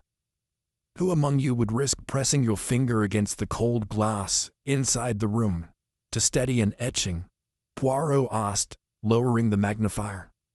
Consider also the placement of the frost pattern relative to the room's furniture. He stepped back, gesturing toward the high-backed armchair, now moved nearer the window. In our reconstruction, he continued, we had assumed the culprit worked from the garden ledge alone, but this chair was positioned yesterday afternoon in front of the window, ostensibly to warm oneself by the fire while gazing out. Who moved the chair there? The group looked around. Lady Thornton spoke first. I shifted it after tea to catch more light for my reading. Sir Reginald shook his head. I moved it later, when the light faded, so I could practice my music with better visibility. Colonel Grey frowned. I recall moving it to avoid the draft from the window, not toward it. Dr. Reed raised a hand. I placed it by the fire during our psychological exercise to observe everyone's reaction. Miss Cartwright's cheeks tinged pink. I moved it briefly to lean against while I looked out. Poirot's eyes rested on Miss Cartwright. All plausible, but the specific position, angled exactly 30 degrees toward the pane, suggests deliberate placement to facilitate the second contact. A more casual movement would not yield this precise orientation. Miss Cartwright swallowed. She opened her mouth, then closed it. Poirot turned to Sir Reginald. And you, monsieur, when you sat to practice, did you ever rest your hand against the glass? Sir Reginald's brow furrowed. I do recall bracing my elbow against the window sometimes to steady my wrist while playing. A collective murmur rose. Poirot held up a finger. A crucial admission. The smudge of music chalk, used to mark staves upon a practice score, was found on the inner sill. Initially dismissed, it matches the chalk Sir Reginald used on his manuscript. He reached into his inside pocket and produced a tiny fragment of chalk dust sealed in a glass vial. This residue was detected by Dr. Reed during her analysis, but not reported until now. Dr. Reed looked surprised. Indeed, during my initial chemical tests, I noted an unusual mix of calcium compounds on the inner sill. I assumed it originated from shoe chalk carried inadvertently on the gloves. Poirot smiled thinly. A misdirection of our own making. Yet the chalk marks indicate repeated contact with music notation tools. The radial frost distortion aligns with an elbow or finger pressing inward, as Sir Reginald described. Thus, our culprit needed both the garden approach and access to the drawing room interior. Sir Reginald's face went pale. Monsieur Poirot, are you suggesting I participated in the midnight etching? Poirot's gaze shifted to Lady Thornton. Not necessarily. We must consider who might use Sir Reginald's habit as a cover. For instance, someone familiar with his music practice. Someone who knew to apply chalk and to steady the blade from inside. A tense silence reigned. Colonel Grey clenched his jaw. Dr. Reed's eyes glimmered with thought. Miss Cartwright stood motionless, fingers interlaced. Lady Thornton's brows knit in troubled contemplation. Poirot softened his tone. Let us recall the order of events. The foil of the secondary mystery consumed our attention early this morning. But the etching occurred last night between 8 and 10. Who among us returned to the drawing room after tea but before dinner quietly enough to avoid detection? He turned to Dr. Reed. You mentioned fetching the codicil from the sitting room at approximately 3 this afternoon. Yet you also administered Sir Malcolm's night dose earlier in the evening, did you not? Dr. Reed's expression stiffened. Yes, I delivered his opiate dose at 9 last night, as prescribed. Poirot nodded. Precisely at 9, during the very window when the inscription must have been completed for maximal frost. To administer the medicine you needed to enter the drawing room, carry the vial, and perhaps rest against the sill while enduring the cold. You possessed the warming salts to soften the glass from outside, and the dexterity to etch without smudging. You knew Sir Reginald's practice, saw him brace against the glass, and could replicate the chalk residue.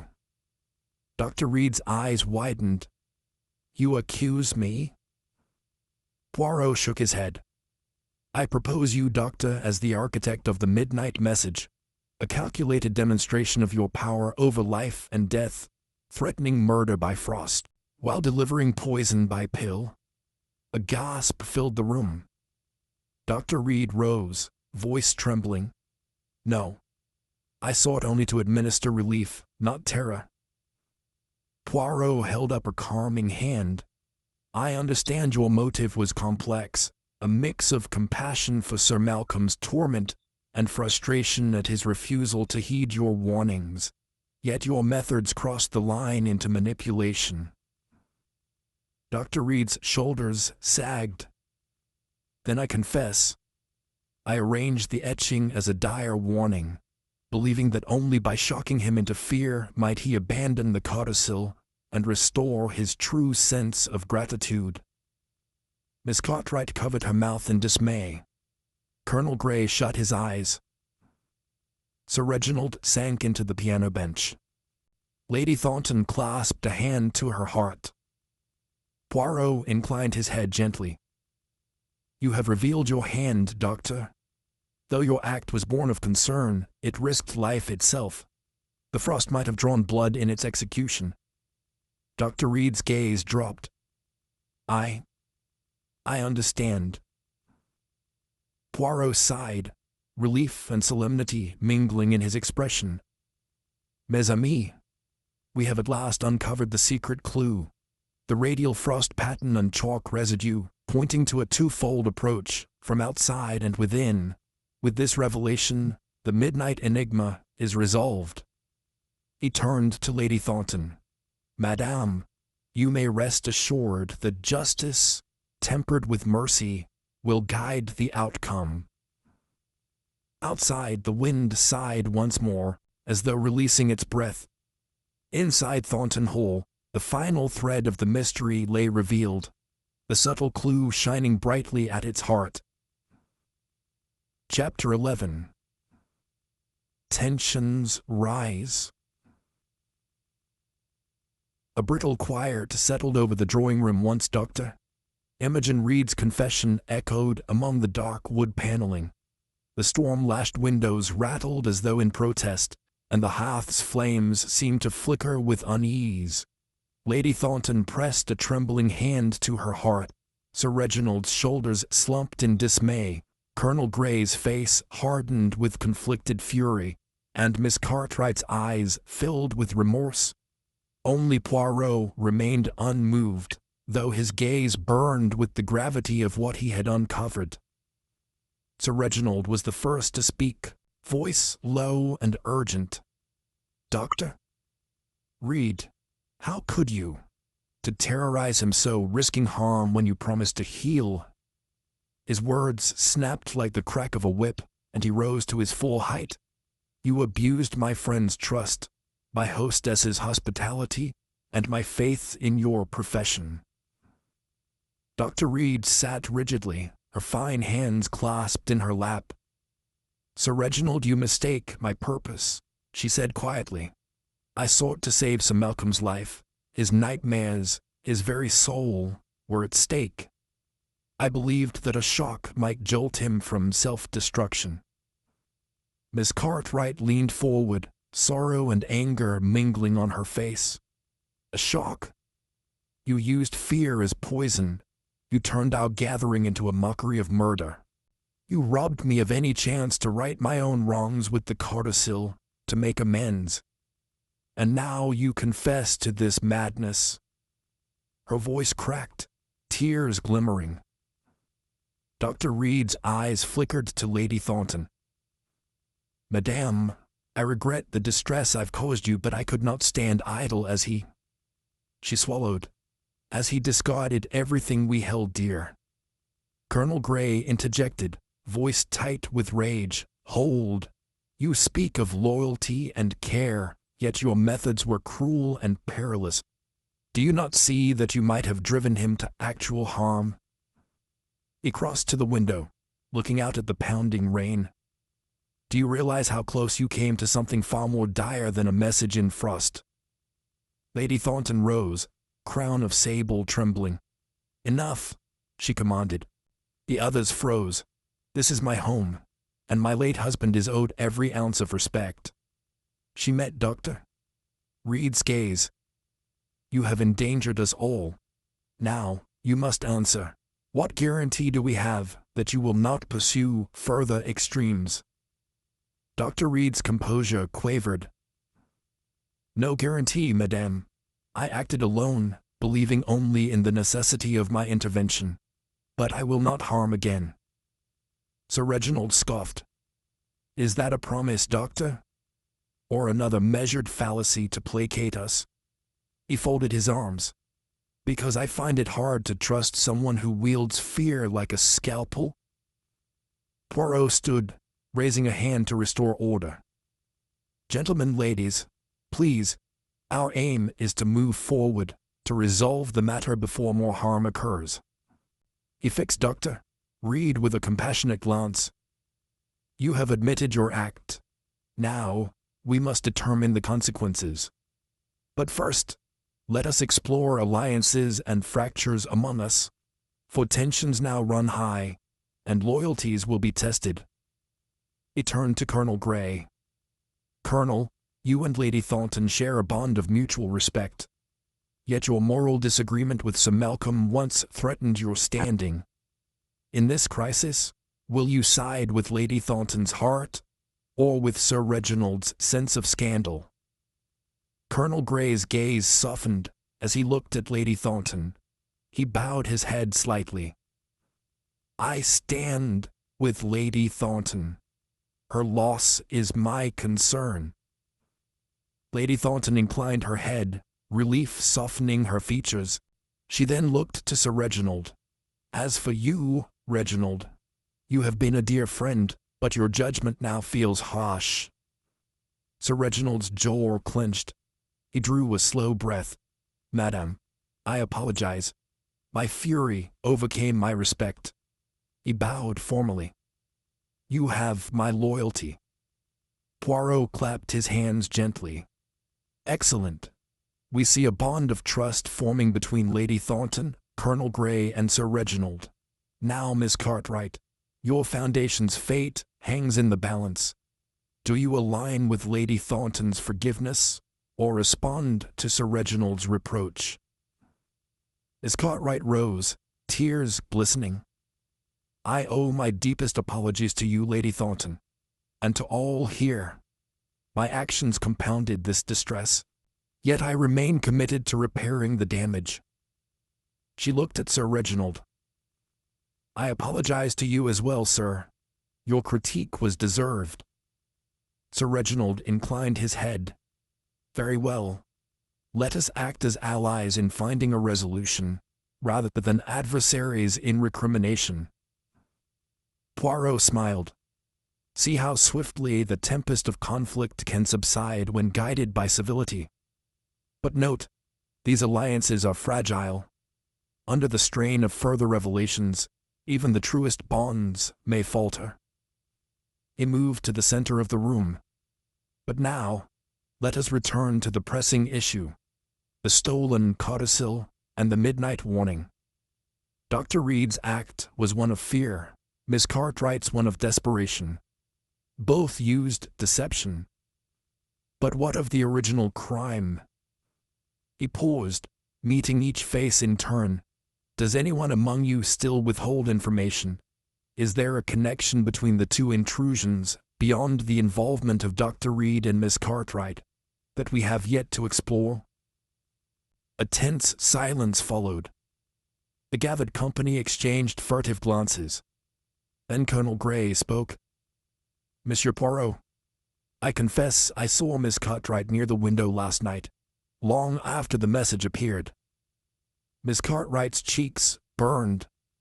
I already told you, sir. I warmed myself there. I saw the silhouette. Sir Reginald interjected. And I saw Dr. Reed's lamp flicker outside the window at one point. I thought it might be a staff member checking drafts. Dr. Reed's eyes narrowed. I was in the drawing room administering his dose. Bathed in the storm's gray light, their testimonies clashed like thunder. Poirot lifted a hand once more. Enough. Each of you saw fragments of the truth, yet none saw the whole. The storm outside now mirrors the storm within. Emotions, fear, guilt, loyalty are colliding. But before we fracture completely, I urge you to recall that justice, not vengeance, guides us. Lady Thornton rose, regal despite her distress. Poirot is right. We must find the common thread, lest we tear ourselves apart. Poirot nodded. Tomorrow at dawn I shall gather you to reconstruct the timeline once more, under the watchful eyes of the household staff. Each movement, each glance, each heartbeat will be accounted for. Only then can the equilibrium be restored. He looked around, voice soft but resolute. Until then, I implore reticence and reflection. Let not this storm of tension sweep us into rash decisions. We stand at the brink of revelation or ruin. Choose carefully. With that, Poirot retreated to his chambers, leaving the suspects to confront their own uncertainties and the fragile alliances they had forged. Beyond the windows, the gale raged on, as though urging the night toward its final, decisive hour. Chapter 12. The Confrontation. A heavy hush lay upon Thornton Hall as twilight deepened the shadows within the drawing room. The last of the daylight had retreated, leaving only the flicker of candle light to dance across polished mahogany. Poirot stood before the assembled guests, Lady Thornton, Sir Reginald Havisham, Colonel Grey, Dr. Imogen Reed, and Miss Penelope Cartwright, each bearing the weight of recent revelations. Mes amis, Poirot began, voice soft yet insistent. We have traversed false leads, unearthed stolen codicils, and exposed midnight etchings. Yet one crucial question remains unanswered. Why was the word murder carved upon the frost? Dr. Reed, you admitted your role in that act, claiming it as a dire warning. But there remains a detail you have not disclosed, one that betrays knowledge only the true architect would possess. All eyes turned to Dr. Reed. She sat rigidly in her chair, pale candlelight outlining her profile. The lips parted, then closed, as though searching for composure. Poirot's gaze held hers. You told us you administered Sir Malcolm's opiate dose at precisely 9 o'clock. Yet the radial frost distortion upon the inner pane indicates contact at the very instant the external etching was made, between 9 and 9:30. You needed both hands free, one to hold the medicine and one to steady the implement, yet you could not administer the dose and carve the message simultaneously. Explain. Dr. Reed's breath trembled. She raised a gloved hand, fingertips brushing the sill of her chair. I performed the dosing first, then returned to retrieve my medical bag. The message was carved in that interval. Poirot inclined his head. Ah, but your own vial of tincture was found upon Sir Malcolm's bedside, empty. Yet we discovered in your bag a second vial bearing a different stopper, one identical to the sealed container in the drawing room cabinet. The thief must have used that vial to buy time." He paused, letting the accusations sink in. Dr. Reed's eyes widened. I carried 2 vials, yes, one as contingency." A voice quavered. "I did not realize the stopper was different." "But you did," Poirot countered. He stepped closer, voice lowering. "You replaced Sir Malcolm's prescribed tincture with plain saline during the very hour you carved murder outside. Your motive? To intensify his nightmares, compelling him to heed your warning more fervently. You knew that only a diluted dose would leave him unsettled but alive." A gasp escaped Lady Thornton. "You—" Dr. Reed's composure cracked. She pressed both hands to her trembling mouth. "No, it wasn't meant to go this far." Poirot held up a finger. "There is more. You claimed ignorance of Sir Reginald's chalk habit, but you borrowed his manuscript earlier in the afternoon, under the guise of examining the missing bar, and observed his practice. You noted the chalk smudges upon the sill and used that to mask your own fingerprints." Sir Reginald's brows shot up. "My manuscript? You touched my music score?" Dr. Reed slumped. "I examined the missing bar, yes, but only to confirm your practice time. I did not intend to implicate you." "But you did," Poirot said, voice firm. "You used your medical tools to soften the glass from outside, then braced yourself inside against Sir Reginald's window bench, mimicking his posture, to steady the incision. Only someone aware of his habit could reproduce the chalk residue so precisely." Miss Cartwright shuddered. "Horrifying. You betrayed us all." Poirot motioned gently. "Dr. Reed, your confession of motive and method is most illuminating. Yet one final piece remains: the torn parchment. You claimed it merely a byproduct of the codicil theft, but the fragment reads, 'Unless you prove.' What proof did you seek, Doctor?" Dr. Reed's gaze darted to Lady Thornton. Her voice was a whisper. "I found Sir Malcolm's own note in the will draft, an instruction that, should he succumb to opiates without evident suffering, it would invalidate the codicil. He questioned my practices." She met Poirot's eyes. "He did not trust me.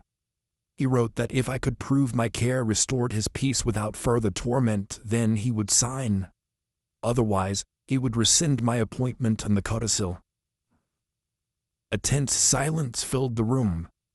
Colonel Grey broke it, voice gentle. "So you carved murder to force him to prove your worth?" Dr. Reed closed her eyes. "I felt my integrity challenged. I needed him to see that I could save him. I never intended to harm him, only to compel his gratitude." Poirot nodded. "An extreme gambit, born of wounded pride and professional devotion. Yet it nearly cost a man his life." He turned to the group. "Mes amis, this confession resolves our confrontation. Dr. Reed, your methods were flawed, but your aim was to heal. We shall ensure appropriate consequences, but also mercy, given your ultimate remorse." Lady Thornton rose, voice trembling yet resolute. "Imogen, your skill has settled, but you must promise never to employ fear again." Dr. Reed bowed her head. "I promise." Sir Reginald stepped forward, offering his hand. "Let us move beyond this. May honesty guide us henceforth." Miss Cartwright and Colonel Grey joined, forming a circle of reconciliation. Poirot observed, satisfaction softening his features. The confrontation yields not only confession, but also the mending of fractured bonds. Yet remember, mes amis, the greatest wounds are those inflicted within the soul. Let us hope time and compassion shall heal all. Outside the wind quelled to a mournful whisper. Within Thornton Hall the storm of mistrust had broken, leaving a fragile calm, and the promise of justice tempered by forgiveness. Chapter 13. A desperate attempt to escape. A charged silence followed Dr. Reed's contrite promise, the assembly still reeling from the evening's confessions. Lady Thornton rose to her feet, smoothing the folds of her sable-trimmed gown. Let us recover the codicil from the safe, and bring this matter. Before she could finish, Miss Penelope Cartwright bolted from her seat with alarming speed. A chair rattled against the parquet floor as she clutched her muffler and stamped toward the doorway. "Penelope!" Lady Thornton cried, rising in alarm. Sir Reginald Havisham lunged forward, but Miss Cartwright pushed past him, her slender form weaving through the cluster of stunned guests. Colonel Grey reached for her arm, only to have her slip through his grasp like a wisp of smoke. "Wait!" Poirot's voice rang out, calm yet commanding. He stepped into her path, cane tapping the floor. "Mademoiselle, you cannot leave." Miss Cartwright's eyes blazed with desperation. "I must, before they call the constable. I cannot bear public scandal." She pressed her palm against her throat, trembling. "I only stole the codicil to save the foundation, but that makes me a criminal in everyone's eyes." Dr. Reed rose, concern overtaking fatigue. "Penelope, you have already confessed. There is no need to run." But Miss Cartwright shook her head, tears brimming. "You all hate me. You think me a thief and a liar. I will not face their scorn." She made a sudden dash for the grand window. Its frosted panes now obscure in the failing light. She flung it open and stepped onto the narrow ledge, coat swirling around her. "Stop her!" Lady Thornton's voice cracked as she rushed forward. Sir Reginald seized Miss Cartwright's muffler just as she teetered on the edge. The fabric tore in his hand, and she stumbled backward into Colonel Grey's arms. The window's lock slammed shut with a hollow finality. Poirot moved swiftly, placing a steadying hand on Miss Cartwright's shoulder. "Mademoiselle, composure. You have not won anything by this folly." Miss Cartwright's breath came in ragged gasps. I thought I could escape the disgrace." Lady Thornton approached slowly, extending a gloved hand. "Penelope, you need not face this alone. I value your devotion to the Foundation far more than any lapse in judgment." Sir Reginald gently scooped the torn parchment from the floor where her muffler had fallen. He smoothed the curled edges with care. "And we value honesty above all. You have been honest, have you not?" Miss Cartwright lowered her eyes, voice barely above a whisper. "Yes, I was honest at last." Poirot tipped his head. "An attempt to flee often speaks louder than words. You feared the consequences, yet actions born of fear rarely lead to freedom, only ruin." He paused, letting his words sink in. "Come now, let us restore the codicil in its rightful place." He led the group back to Lady Thornton's sitting room, the scene of the secondary theft. Miss Cartwright followed, head bowed, supported by Colonel Grey's arm. As they entered, Butler Hartford stepped forward with a small gilded box. Lady Thornton opened it, revealing the neatly folded codicil within. "It is intact," she sighed in relief. "Thank you, James." Miss Cartwright approached, voice trembling. "Madame, I return this with deepest remorse." She placed the document upon the bureau. Lady Thornton gently closed the lid. "Your honesty now redeems what was lost." She turned to Sir Reginald and Colonel Grey. Let us seal this once more." Sir Reginald produced the sealing wax and stamp. As the hot wax dripped upon the box's edge, Colonel Grey pressed the seal tight. The faint click echoed like a promise. Poirot watched, arms folded. And now, the stolen parchment, the fragment torn from Sir Malcolm's notes, should find its resting place as well. He retrieved the scrap from Sir Reginald's hand and laid it beside the codicil. Miss Cartwright inhaled shakily. That fragment. It was meant to spur him to trust me. Instead, it caused only pain. Dr. Reed stepped forward, placing a comforting hand upon Miss Cartwright's shoulder. Your motive was noble, but your means misguided. Colonel Grey nodded. We shall see the foundation supported. Your role in that cause matters more than this error. Miss Cartwright lifted her head, tears brimming yet hope flickering in her eyes. Thank you, all of you. As the group reconvened in the drawing room, a sense of exhausted calm settled. The desperate attempt to escape had been thwarted, not by force, but by compassion and unity. Poirot returned to his chair, tapping his fingers. Mes amis, the storm has passed, and our circle grows stronger for having faced its fury. Tomorrow, we shall complete our inquiry with the final piece, ensuring justice and closure for Sir Malcolm's memory. Lady Thornton drew a deep breath. Come, let us rest this night. We have endured much, and dawn will bring clarity. One by one, they departed, leaving Poirot alone in the flickering lamplight. He gazed toward the window, where the frost lay undisturbed. A small smile curved his lips. The game's end was in sight, but the echoes of desperation and redemption would linger in the halls of Thornton Hall for years to come. Chapter 14. The final piece falls into place. Dawn arrived on Thornton Hall with an almost reverent hush. The night storm had abated, leaving only damp earth and silvered leaves in its wake. In the library, where much of the mystery had unfolded, Poirot awaited the final gathering of suspects. They assembled in solemn procession: Lady Thornton, Sir Reginald Havisham, Colonel Grey, Dr. Imogen Reed, and Miss Penelope Cartwright.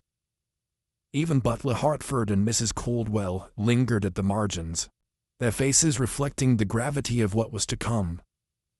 Poirot stood by the tall window, its glass now clear, frost long since melted, and addressed the circle. Mes amis, we have heard confessions, seen attempts at escape, and traced motives to their sources. Yet a true detective must close every gap. There remains one final piece unaccounted for: the identity of the person who moved the high-backed armchair into position before the etching, and who retrieved the trumpet-shaped vial from the drawing-room cabinet after midnight. The one who could blend medical acumen with theatrical flair. He paused and beckoned Butler Hartford forward. The butler approached, cane tapping softly on the rug. In his gloved hand, he held a small silver tray. Upon it lay a single slender glove, its leather patterned with faint chalk dust. Hartford nodded. This was found this morning beneath the piano bench, monsieur, along with a scrap of handwriting from Lady Thornton's desk blotter. He set the tray on a side table. Poirot retrieved the glove, examining it closely. Notice the stitching here, near the wrist, tighter than standard tailoring, and reinforced with a custom lining. Dr. Reed, such a feature would be most useful to one accustomed to fine gloves, yet needing extra insulation for outdoor work. He tapped the fingertips. Moreover, this chalk residue matches that on the inner window sill. Dr. Reed's eyes widened. She took a step back, flustered. But that glove is mine, lost from my coat last night. I must have removed it when I returned from the sitting room. Poirot nodded. Precisely. You used your left glove to handle the vial of warmed saline, and removed the right glove to steady the etching blade against the inner glass. But one detail remained obscure. Who replaced the chair to its original spot after the act? He turned to Mrs. Caldwell. Madame, you arranged the furniture this morning, did you not? Mrs. Caldwell curtsied. Yes, monsieur. I found the chair awkwardly placed when unlocking the library at daybreak, and returned it to its proper orientation. Poirot smiled gently. Your action, though minor, confirms that the chair's earlier position was deliberate, placed to enable a steady hand inside the room. But how did the perpetrator both enter from outside and navigate the royal crest-stamped safe for the vial? We have Dr. Reed's medical knowledge, but the vial itself bore a discreet maker's mark. He held the scrap of paper from the desk blotter, now fully unfurled. It read, Unless you prove, blood must seal the promise. Lady Thornton's hand flew to her throat. Blood must seal the promise? That was not in Sir Malcolm's writing. He used gentler language. Sir Reginald leaned forward. That phrase. It echoes a passage in Dr. Reed's medical diary, a metaphor she used for surgical oaths. His voice trembled with realization. Dr. Reed pressed her lips together. I wrote that during my training, but I would never apply it here. Poirot held up the blotter fragment. Yet it was slipped beneath the blotter, inside your desk drawer, to mislead. Only someone familiar with your personal notes, or with access to your study, could have known to use that phrase. Who among us entered your quarters last night? Silence fell until Butler Hartford spoke. I delivered candles to Madame's study around midnight, monsieur, but saw no one.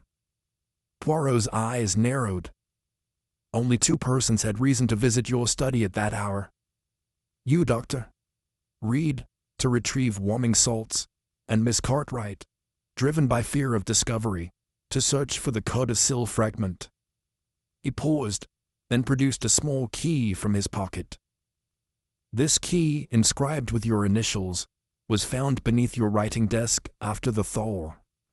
It suggests that the perpetrator not only wielded your own tools, but also used your personal key to access restricted areas. All eyes turned to Miss Cartwright. She shrank back, voice wavering. Monsieur Poirot. Poirot held up a reassuring hand. Mademoiselle, you sought only to delay the codicil signing, not to carve warnings in frost. Yet the key's presence here completes the circle. You retrieved the vial from the locked cabinet, replaced it with saline in Sir Malcolm's prescription, and then left your glove as false evidence. But the source of the medical supplies, the pantry's oven, and the garden approach through frost belonged solely to one person. He turned to Colonel Grey and Sir Reginald. Neither of you had cores nor expertise, and Lady Thornton, you would not risk your ladyship's reputation so rashly. His gaze settled on Dr. Reed. Imogen, you had both the key and the knowledge. Yet you wished the codicil disrupted to protect your own vocation, not out of friendship or fear for the Foundation. Dr. Reed's shoulders slumped. Monsieur Poirot, I acted in desperation. The phrase, blood must seal the promise, I borrowed to convey gravity, yet never imagined you would deduce its origin. Poirot nodded. Desperation often yields the greatest clarity. The final piece, the key found beneath your desk, places you at both the personal and professional nexus of this mystery. With that, the full tapestry is revealed. He set down the glove and blotter fragment. Dr.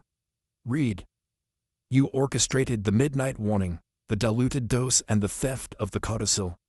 In fear for your career, you tested the limits of your oath. Dr. Reed met his gaze, voice steady. I confess it all, monsieur. I will accept whatever consequences you deem fit. Poirot inclined his head. Justice, tempered by compassion, will follow. Let us now prepare for the final gathering, where all accounts will be sealed, and the legacy of Sir Malcolm Thornton restored. A soft light filtered through the high mullions, illuminating the library as its final secret slipped into place. Outside, the world, refreshed by rain, awaited the resolution. Within, Poirot's little grey cells had triumphed once more. Chapter 15. The Final Gathering. Thornton Hall's drawing room was arranged with solemn precision. The high-backed armchair, once moved for the midnight etching, stood now beside the hearth. The piano remained closed, its missing bar long since restored, and upon a polished mahogany table lay the sealed codicil. Candlelight glowed softly against the emerald damask walls, illuminating the assembled company. Lady Thornton, poised yet sombre, Sir Reginald Haversham, hands folded on his lap, Colonel Grey, stature rigid, Dr. Imogen Reed, pale and contrite, and Miss Penelope Cartwright, eyes downcast. Around the edges stood Butler Hartford and Mrs. Caldwell, silent guardians of this fateful moment. At precisely 10 o'clock, Hercule Poirot entered, carrying his black notebook. He removed his gloves with meticulous care and placed them on a small side table. A hush fell as he took his customary armchair, resting his cane across his knees. Mes amis, he began, voice calm but resonant. We gather now to reconstruct the sequence of events, to bind together every thread of this tangled tapestry before the grand reveal. I ask your utmost attention and your candor, so that the truth may emerge unblemished. Let us begin by revisiting the timeline. He held up his notebook. At 8 o'clock, you each moved to your respective pursuits. Sir Reginald to the music room, Colonel Grey to the billiard room, Dr. Reed to prepare Sir Malcolm's evening dose, Miss Cartwright to the window seat, and Lady Thornton to correspondence. At precisely 8:15, Miss Cartwright observed footprints on the garden sill, followed by a silhouette. At 8:30, Sir Reginald misplaced his music marker. At 9, Dr. Reed administered the dose and returned to her bag to retrieve a second vial. Between 9 and 9:30, the message "murder" was etched, requiring both exterior warmth and interior steadiness. By 10, the codicil had vanished, leaving only a parchment fragment. Poirot paused, his grey eyes sweeping the group. I will now ask each of you to confirm your precise location and actions during 3 critical intervals: 8:15 to 8:30, 9:00 to 9:15, and 9:15 to 9:30. Let us begin with Lady Thornton. Lady Thornton inclined her head. From 8:15 to 8:30, I wrote letters here by the hearth. At 9 o'clock, I escorted Dr. Reed to my sitting room. She administered the dose. By 9:15, I returned, accompanied by Mr. Hartford with tea. From 9:15 to 9:30, I reviewed correspondence. Poirot nodded. Your account aligns with the household staff's logs. Next, Sir Reginald. Sir Reginald rose and spoke evenly. I practiced Mozart from 8 o'clock until 9:15 in the music room, as confirmed by the footman's ledger. At 9:15 I paused to retrieve my marker beneath the chaise, then played until 10. Observed, Poirot agreed. Colonel Grey? Colonel Grey stood. I played billiards until 9 o'clock. I then paced the corridor near the garden door until 9:15, checking for drafts. From 9:15 to 9:30 I inspected the library's lanterns. Poirot's eyebrows arched. An unusual choice of location, but consistent with your concern about safety. Dr. Reed. Dr. Reed swallowed. I entered the drawing room at 9 to administer Sir Malcolm's dose. I left momentarily to retrieve my second vial from the locked cabinet, using my personal key, then returned at 9:10. I placed the original vial on the bedside table and tucked the second vial into my bag. From 9:15 to 9:30, I examined Sir Reginald's piano sheet in the library, hoping to understand the missing bar. Poirot tapped his notebook, and during that period, you passed the window, correct? Dr. Reed nodded. I did, monsieur. Poirot turned to Miss Cartwright. Finally, mademoiselle, your whereabouts? Miss Cartwright's lips trembled. From 8:15 to 8:30, I observed the frost.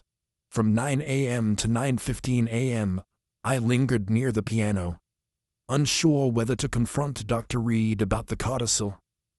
Then I hid within the sitting room corridor until 10, fearing discovery. Poirot closed his notebook, leaning forward. Thank you. We now see that only 2 persons occupied the drawing room during the critical interval of 9 to 9:30, Dr. Reed and Miss Cartwright. Of these, only Dr. Reed possessed both the warming salts and the technical skill to etch precise letters. Miss Cartwright had motive, but lacked the chemical expertise. Dr. Reed exhaled. Yes. Poirot turned to Sir Reginald. You observed chalk smudges upon the sill, Sir Reginald. You noted your practice left such traces. Sir Reginald inclined his head. True. And yet, Poirot continued, the chalk impressions were found on the inner sill, not the outer, consistent with a left-handed artist bracing inside. Sir Reginald is right-handed, Dr. Reed left-handed, am I correct? Dr. Reed flinched. Yes. Poirot rose, moving slowly among the assembled group. Furthermore, the radial frost distortion on the inner glass marks the pressure of a slender left index finger, indicative of surgical steadiness. He turned back, voice gentle but firm, and the torn parchment fragment. Unless you prove, blood must seal the promise, originated from Dr. Reed's medical diary, not Sir Malcolm's invoices. A mute gasp passed through the room. Dr. Reed's shoulders bowed. Poirot raised a hand. Before you speak, observe this final tableau. He gestured toward the mahogany table, where the codicil lay sealed. Lady Thornton, you hold in your hands the power to alter destinies. Yet it is Dr. Reed's promise of care and her breach of trust that must be weighed. But justice in this house is not only punishment, it is restoration. He clasped his cane. Mes amis, we shall retire briefly. Upon our return, I will present my conclusions. I invite you to reflect upon the claims and confessions you have heard. In a quarter of an hour, we shall gather once more. He stepped toward the door, pausing. Remember, the truth requires both courage to reveal and compassion to accept. With that, Poirot departed, leaving the suspects in a charged silence, the final gathering poised on the brink of revelation. Chapter 16. The Reveal. The hush that fell upon Thornton Hall was near tactile as the library doors swung open once more, admitting Hercule Poirot alone. In his hand, he carried the sealed codicil and the fragments of evidence he had laid before the suspects at the previous gathering. Lady Thornton stood beside the hearth, while Sir Reginald Havisham, Colonel Grey, Dr. Imogen Reed, and Miss Penelope Cartwright formed a semicircle before him, each bearing the weight of the last week's events upon their shoulders. Poirot laid the codicil gently upon the mahogany table and tapped its surface with his knuckles. Mes amis, we return to conclude our inquiry, the moment of revelation. You have all provided candid testimony, confessed certain transgressions, and withstood the storm of suspicion. Now the little gray cells must do their final work. He turned to Lady Thornton. Madam, you have suffered most grievously. First with the midnight menace, then with the theft of your codicil, and finally with the fractures among your friends. Yet you displayed both courage and compassion throughout. He bowed his head respectfully. Your dignity has been beyond reproach. Lady Thornton inclined her head slightly, eyes fixed on Poirot. He shifted his gaze to Sir Reginald. Monsieur Havisham, your role as friend and critic exposed you to suspicion through the chalk residue and missing bar of your music manuscript. But you emerged unscathed. You are a man of principle, not of subterfuge. Sir Reginald dipped his head, a tight smile of relief passing across his lips. Poirot then addressed Colonel Grey. Colonel, your moral convictions and military bearing suggested both opportunity and resolve, but your footsteps were traced elsewhere in the whole. Your honor remains intact. Colonel Grey stood straight, shoulders squared, his steadfast gaze never faltering. He paused, scanning each face before fixing upon Miss Cartwright. Mademoiselle, your desperation led you to steal the codicil in a misguided attempt to save your foundation, and you attempted flight when shame overwhelmed you. Yet you confessed frankly, returned the document, and faced your consequences with humility.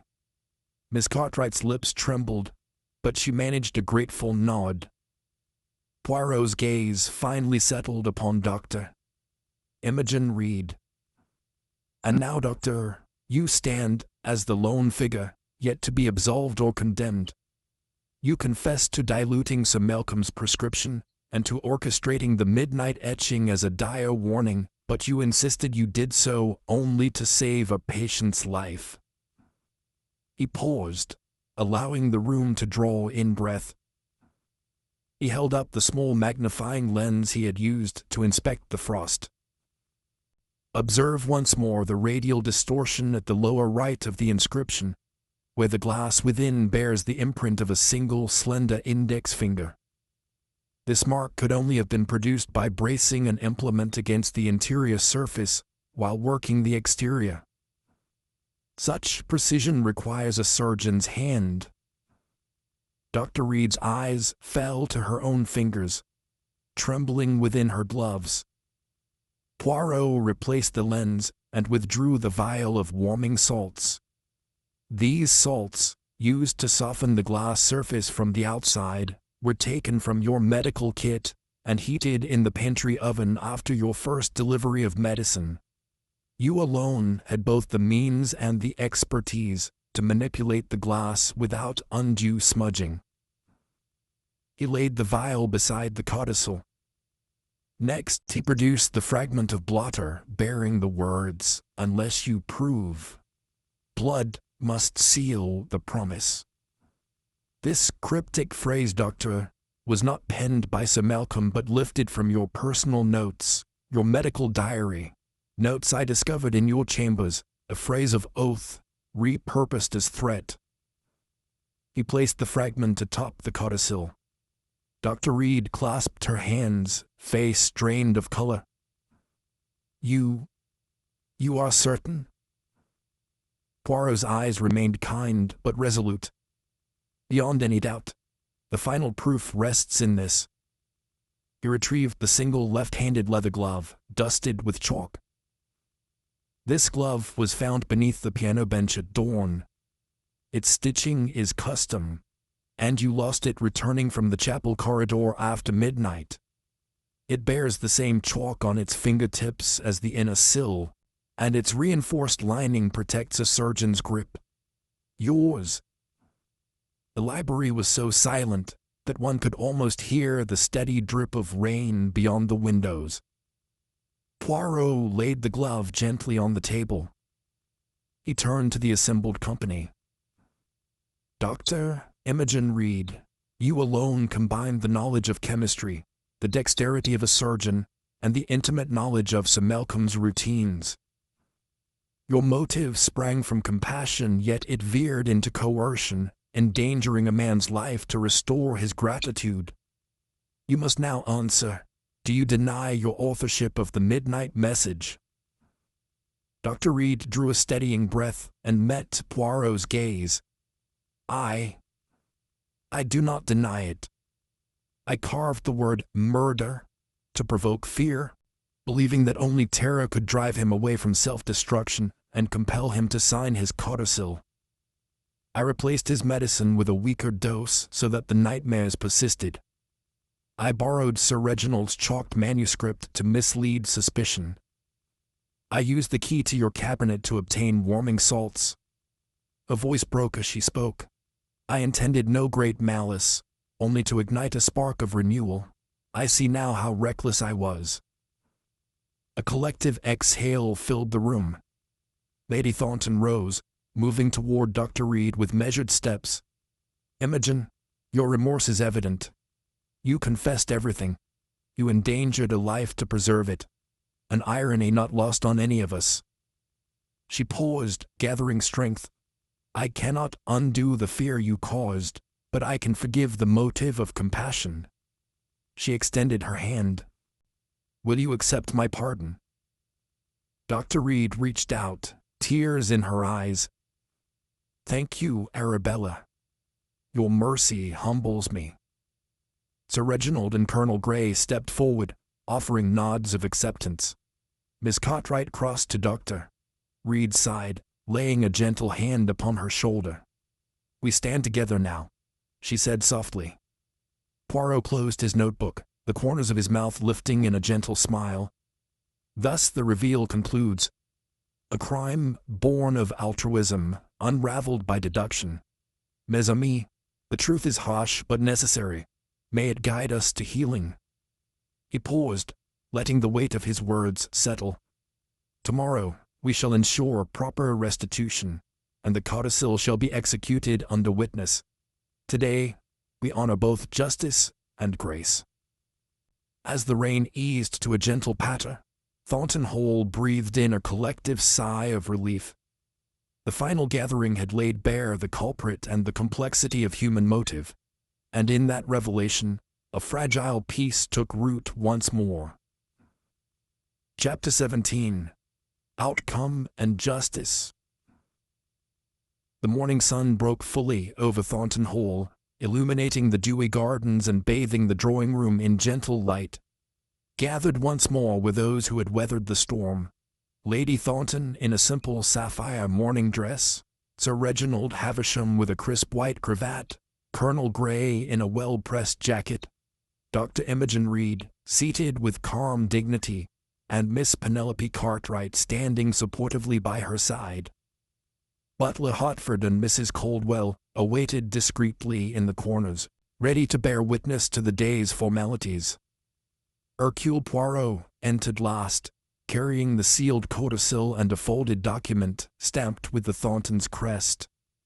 He removed his gloves, placed them on the mantel, and addressed the assembly with measured gravitas. Mes amis, we convene now to enact justice tempered with mercy. The culprit has been revealed, confessions made, and remorse confessed.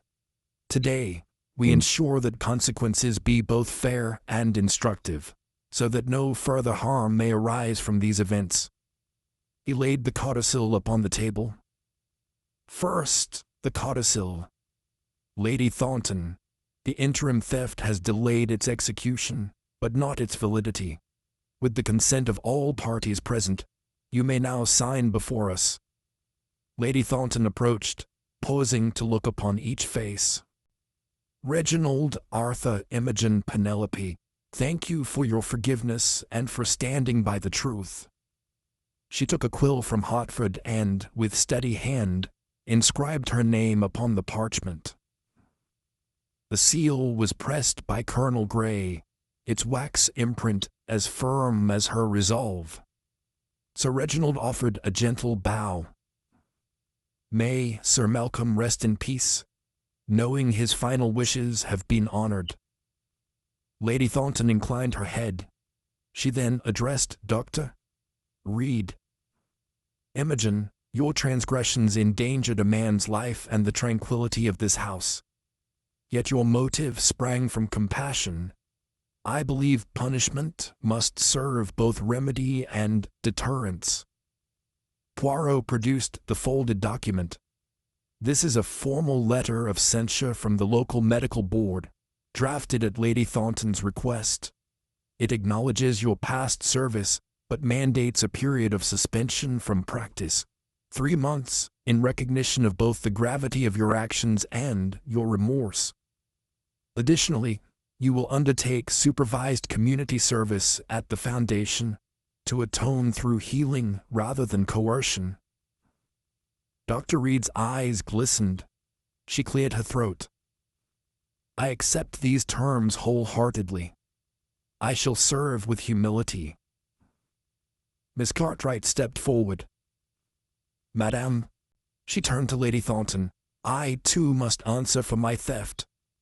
I propose to use my personal funds and my lady's philanthropic network to secure independent funding for the Foundation, so that it never again relies solely upon Sir Malcolm's estate.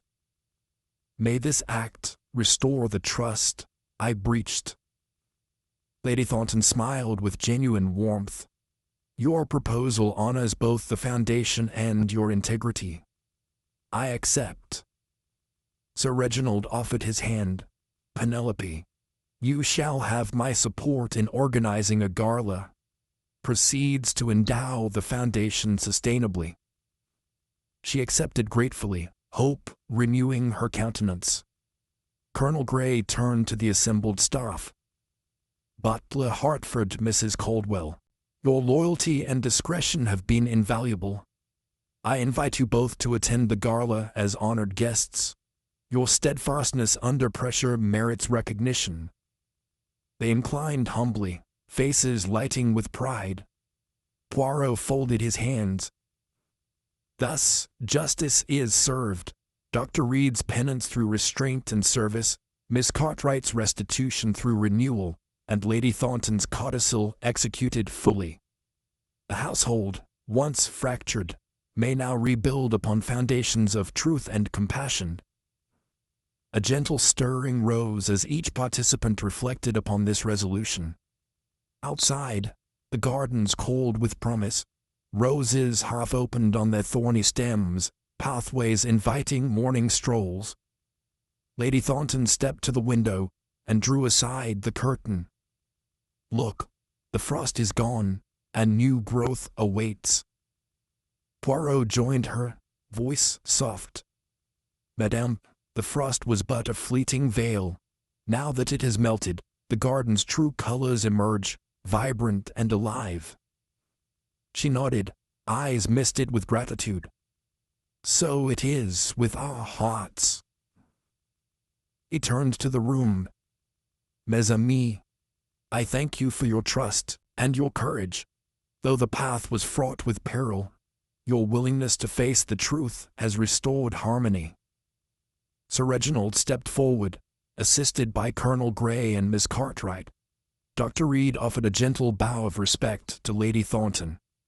Each small gesture spoke of renewed bonds, stronger for having been tested. Poirot tapped his cane lightly. I shall take my leave now. But remember, the true measure of justice lies not in retribution alone, but in the chance to amend, to learn, and to grow. Carry this lesson with you, and Thornton Hall will thrive once more. With that, he donned his gloves and withdrew, his silhouette framed by the doorway. The hall, bright with morning light, felt transformed, a testament to resilience, redemption, and the restorative power of mercy coupled with justice. The mystery had ended, but the promise of new beginnings had only just begun. Chapter 18. The Closing Remark. A gentle dusk glow settled over Thornton Hall as the final guests departed the drawing room. Lady Thornton stood by the open French doors, gazing out upon the rose garden, its blooms revived by the morning's light rain. The strains of a distant harp drifted from the music room, where Sir Reginald practiced a new composition, each note a testament to restored harmony. Colonel Grey laced his gloves in the entrance hall, preparing for the gala that would secure Penelope's foundation. Dr. Imogen Reed moved quietly among the hearth's embers, arranging logs for the evening fire. Miss Penelope Cartwright paused to whisper a last assurance to Lady Thornton, before slipping through the corridors, renewed purpose in her step. In the center of the drawing-room, Hercule Poirot remained alone, his hands folded atop his polished cane. He surveyed the scene, sealed codicil, dust-free piano, and the single high-backed armchair returned to its rightful place. The air carried the faintest scent of clementines, a reminder of the first tea that launched this peculiar drama. Poirot drew in a measured breath. "Madame," he said softly, not wishing to startle her, "you have navigated both deception and danger with remarkable grace." He turned to Lady Thornton, who now joined him. "Thornton Hall stands renewed, not by chance, but by the steadfast integrity of its inhabitants." Lady Thornton smiled, her eyes bright with gratitude. "Monsieur Poirot, you have guided us through shadows into light. Our debts to you are immense." Poirot inclined his head. "My role is merely to illuminate what lurks beneath. The true credit belongs to you and your guests, who embraced truth over comfort." He paused, recalling each turning point. The etched warning, the stolen codicil, the false lead with chalked gloves, and the radial frost that betrayed a surgeon's hand. He remembered the flared tensions, the desperate flight, and the final confessions that wove compassion with culpability. All threads had converged, not only to unmask the culprit, but to strengthen the bonds of friendship and loyalty. Poirot tapped his temple with a finger. "The little gray cells have served us well, but it is the human heart that defines justice. You forgave Imogen for her misguided alarm. You guided Penelope toward restitution. You offered Sir Reginald and Colonel Grey the chance to reaffirm their honor. This, madame, is the most elegant denouement of all." Lady Thornton placed a hand upon his arm. "We rediscovered our capacity for mercy, and that is indeed elegant." At that moment, Sir Reginald emerged from the music room, eyes shining. "Lady Thornton, Monsieur Poirot, I trust all is well?" "Perfectly well," Lady Thornton replied. "Thanks to our dear detective." Sir Reginald bowed. "Permit me one final evening performance in your honor."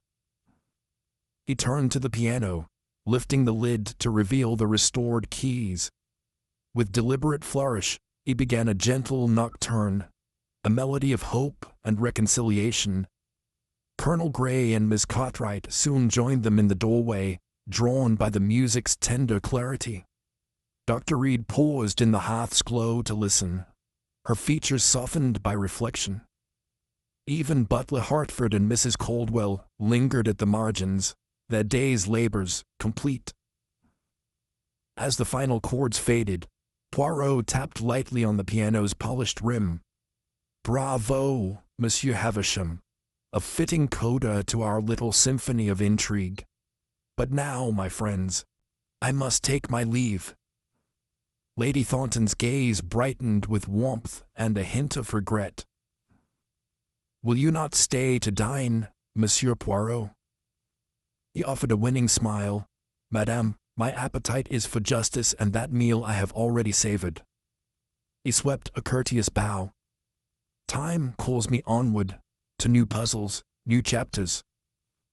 Miss Cartwright stepped forward, voice soft. "Your guidance has changed our lives. We shall raise a glass to your health at tonight's gala." Poirot's mustaches twitched in pleasure. "A most generous gesture. I shall imagine the sparkle of celebration from afar." He turned to Dr.